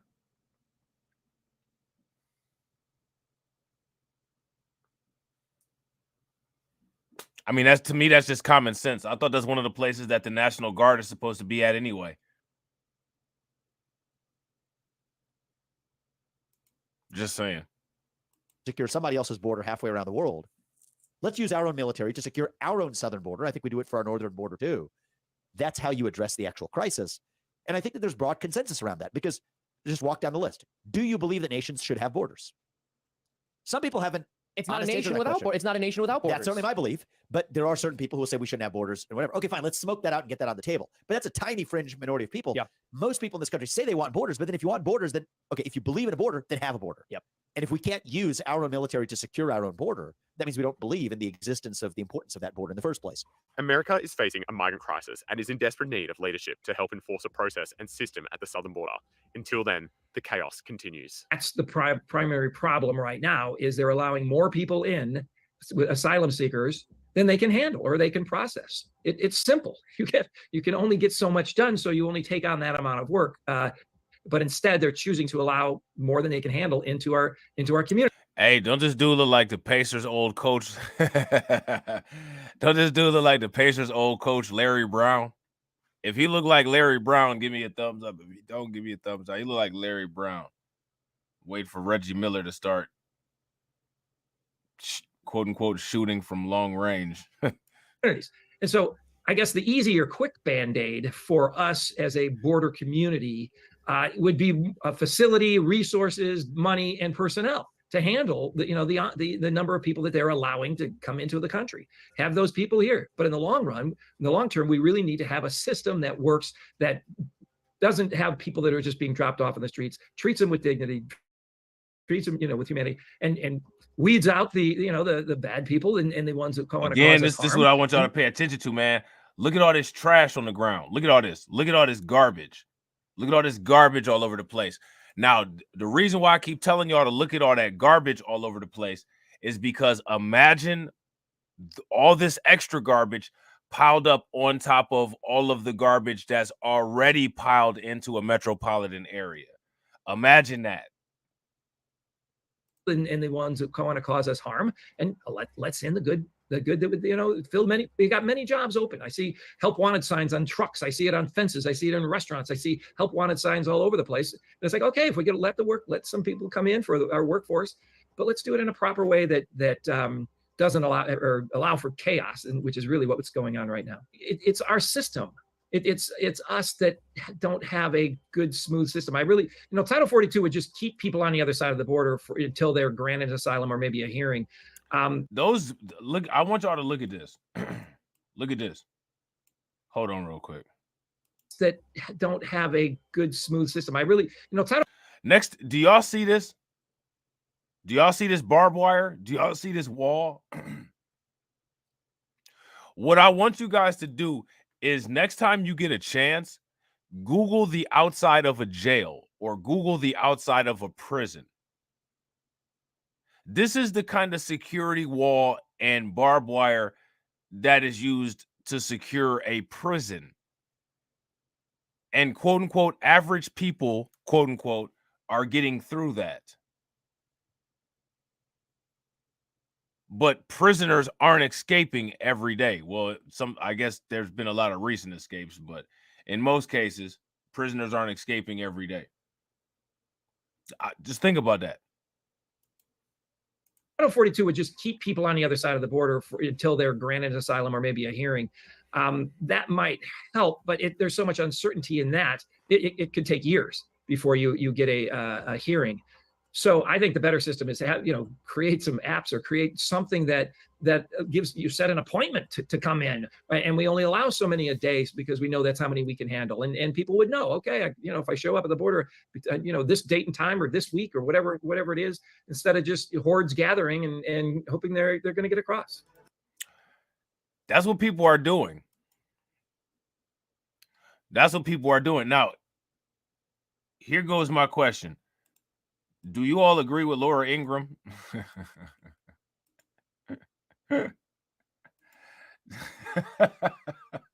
Do y'all agree with Laura Ingraham? According to everybody's favorite news anchor, Laura Ingraham, this is the end of our country as we know it. You know what I'm saying? Lawless. That's the focus of tonight's angle. Now, when lawlessness goes unchecked, really bad things happen. And under Biden, we see this play out coast to coast because criminals know it's a safe bet that they're just going to commit crimes and get away with it. So we're seeing an epidemic of retail thefts, brazen attacks in broad daylight, and then we see zombies doing it. Hold on real quick. What just happened right there? Wait a minute. Hold on. Brazen attack. How did they fall down? What just happened right there? Brazen attacks in broad. Hey, what happened right there? Am I missing something? Like that person just boom, they just fell out. Just gonna commit crimes and get away with it. So we're seeing an epidemic of retail thefts, brazen attacks in broad daylight, and then we see zombies doing and selling drugs right out in the open. And now migrants from now Fox is real good with when they call these quote unquote zombies, who they know are the people that's doing that flocka. You know what I'm saying? They know the people that's doing that meth. You know what I'm saying? They know the person that's doing that fentanyl. They make sure that they all covered up. But I'm trying to figure out. Yeah, that lady was unbothered. I'm jealous of her, Deneen. I want to be like her. I want to be like this lady that was just able to just continue walking with this nightgown on while this person just fell out right behind them. I swear I envy her. brazen attacks. You talking about mind your business on steroids. She minding the hell out of her business.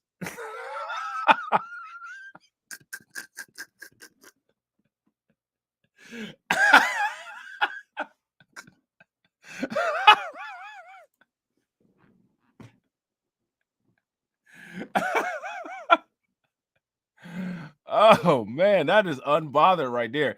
If you ever need a definition, if you ever need a picture of what being unbothered looks like, this is what it looks like to be unbothered. Brazen attacks in broad daylight. And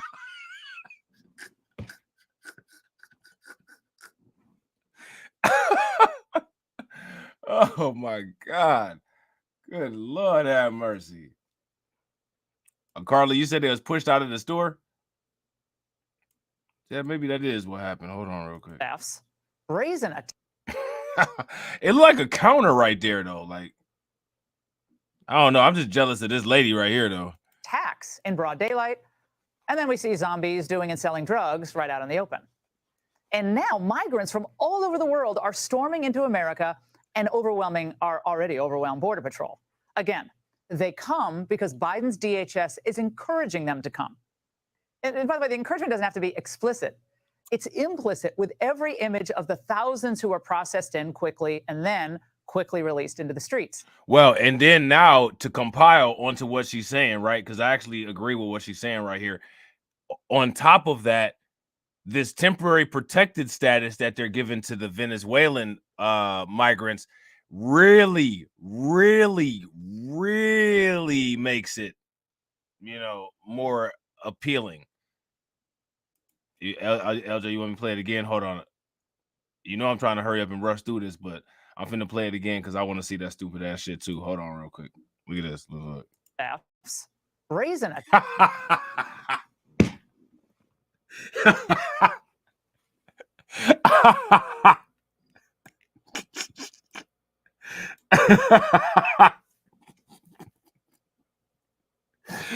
She's been in that environment for a long time.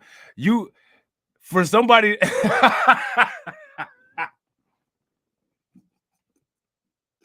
if some shit like that happened and you just walk past like that, you've been living in that area your whole life. Like you was born at a hospital 2 blocks up the street. You went to school. Every single one of your schools was in that neighborhood. You work in that neighborhood, and your great-grandparents and your great-great-grandparents live in that neighborhood. You have seen that shit your whole life. If you can just walk past that shit and just you're not even bothered, you just look right back, keep on going and shit. Oh yeah, on the phone. This motherfucker just fell out. Anyway, girl, what you doing tonight? Man, that's hilarious.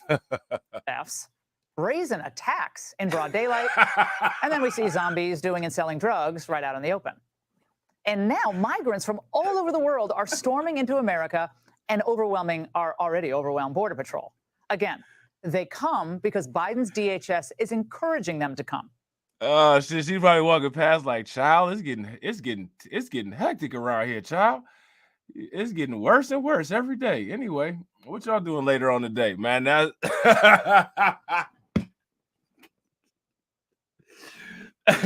Oh shit! I know that's what she said. She said, "Child, these people crazy over here. This one fool just fell out right behind me. I just barely dodged him."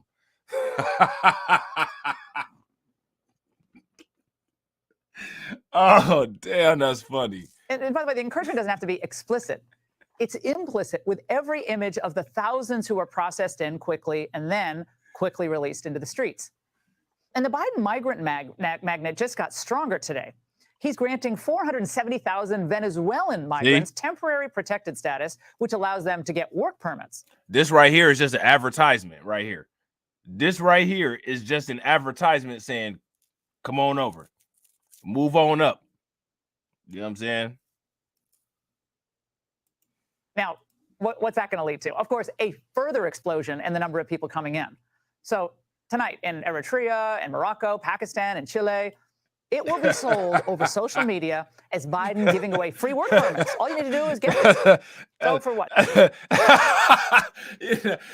She got home and got on the phone. It was like, girl, they just falling out in the middle of the street.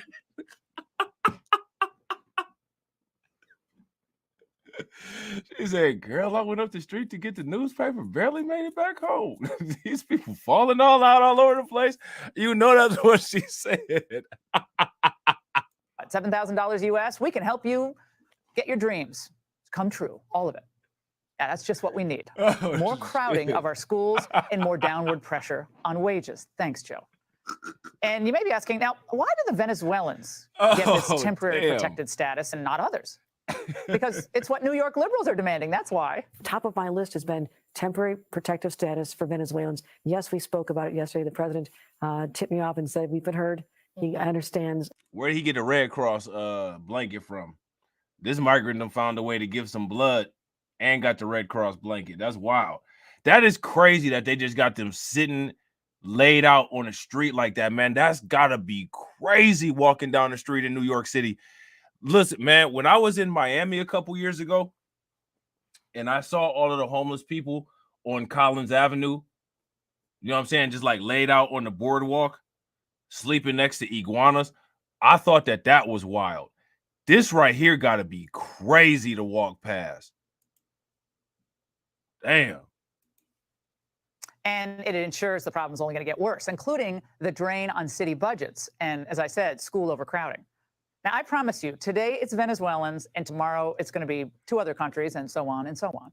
We must make sure that we extend. See, Laura Ingraham was about to say some bullshit, and she Laura Ingraham was about to say some bullshit, and she checked herself.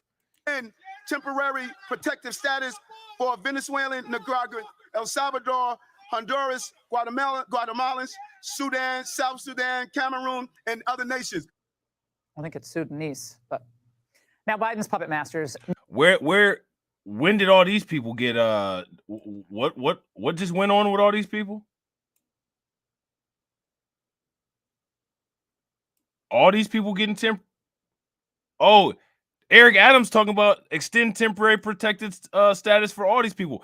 This is what I'm telling y'all about Eric Adams. He's not really trying to fix this.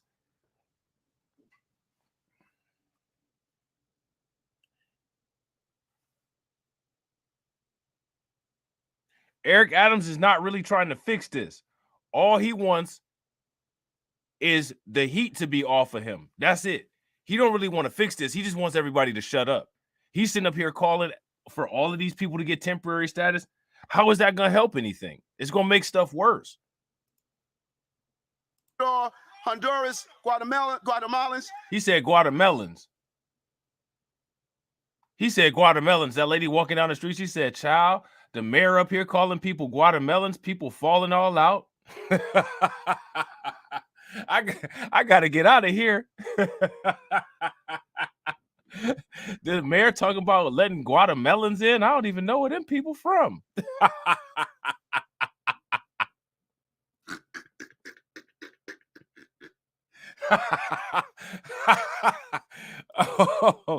Oh man, this is bad. It is bad out here, man. It's really bad when you start asking for temporary protective status for Guatemalans. You know what I'm saying? Guatemala.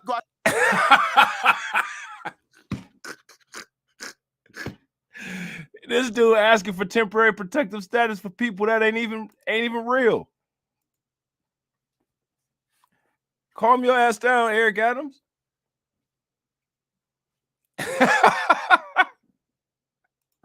El Salvador, Honduras, Guatemalans, Sudan, South Sudan, Cameroon, and other nations. I think it's Sudanese, but now Biden's puppet masters need to keep those leftists in New York. Yeah, he actually admitted to being dyslexic, DJ Elmo. But I know y'all don't like Eric Adams. I don't like Eric Adams' policy, but like I like Eric Adams, man. He a likable dude to me. You know what I'm saying? He just irritating with his politics, but I like Eric Adams. He just irritating. Like, you do everything wrong. You know what I'm saying? Like, I like Eric Adams like he the Cleveland Browns. You know what I'm saying? Like, you just do everything wrong. You're irritating. You know what I'm saying? On board. Doesn't want to hear him complaining too much about the border. And this is how they're going to do it. But I have a question tonight. When do Americans get temporary protected status? And how is any of this legal? Remember, none of this is happening by accident, certainly not happening by mistake. This is the administration's policy. The goal is a slow transformation of America. Now, to accomplish its goal, the DHS has flown more than 200,000 illegal aliens directly into 43 cities. Now, I didn't know they were flying people to these sanctuary cities. Did y'all know about that? According to the Center for Immigration Studies, which sued the Department of Homeland Security for the documents on the program, over 210,000 have been processed since January. Biden's DHS let 200,000 illegal immigrants fly directly into 43 cities.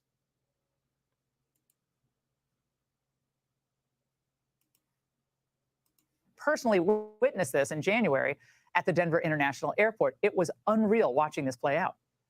Now, Democrats defend the situation, of course, by just deflecting, by saying, well, look, our immigration system is broken. We have to fix the system. No, that's a lie. It was essentially fixed by Donald Trump. And that was one of the many reasons the left hated him. Because liberals despise a tightly controlled border. They believe in globalism, and they hate populism or any type of economic nationalism, unless maybe China is espousing it. They hate America, too, and they hate America so much, our tradition, our history, our culture, that they prefer to start over with millions of poor migrants who have zero understanding of our founding or an appreciation of the American rule of law. Unlike during the Great Migration in the first part of the last century, migrant children today will not be taught an informed patriotism at school. Instead, they'll learn to hate the old America as shameful and racist. Man, there go that white fear. There goes that white fear that somebody might find out the truth about the way that the country was created.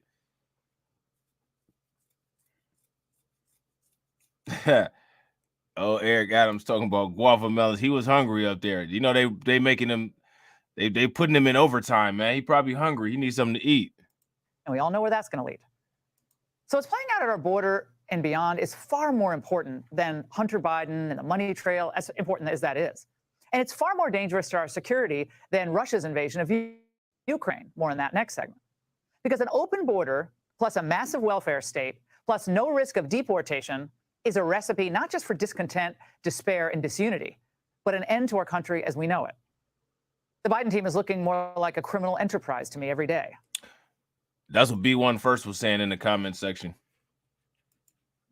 I don't disagree with that. It's lawlessness as far as the eye can see. They know their policies are turning cartels into billion-dollar enterprises. They know they're sending criminals into our communities. They know they're compromising our safety and our financial stability. So if this isn't a conspiracy to undermine U.S. sovereignty, then I don't know what is. Well, there's a lot of stuff you don't know. And one of them is how to actually produce a factual news report. And the other one is actually to get yourself looking halfway decent before you get in front of the camera. So those are two things. You know what I'm saying? So I apologize. This was supposed to be short. I guess this was short because if it was longer, it probably would have been like 4 hours. So I'm going to actually take about 15 minutes and then I'm going to get right into the next live stream. I appreciate each and every one of y'all. I really apologize for not hitting the comment sections like I wanted to. I hope that y'all got something out of this. As usual, it looks like we called it directly on this. If you guys haven't smashed that like button, please do that. Take a moment and do that. Don't move a muscle. This stream will take you right into the next one. So just hang out. Like I said, it'll be about 10, 15 minutes. And I will catch you all on the next video. All right? Peace.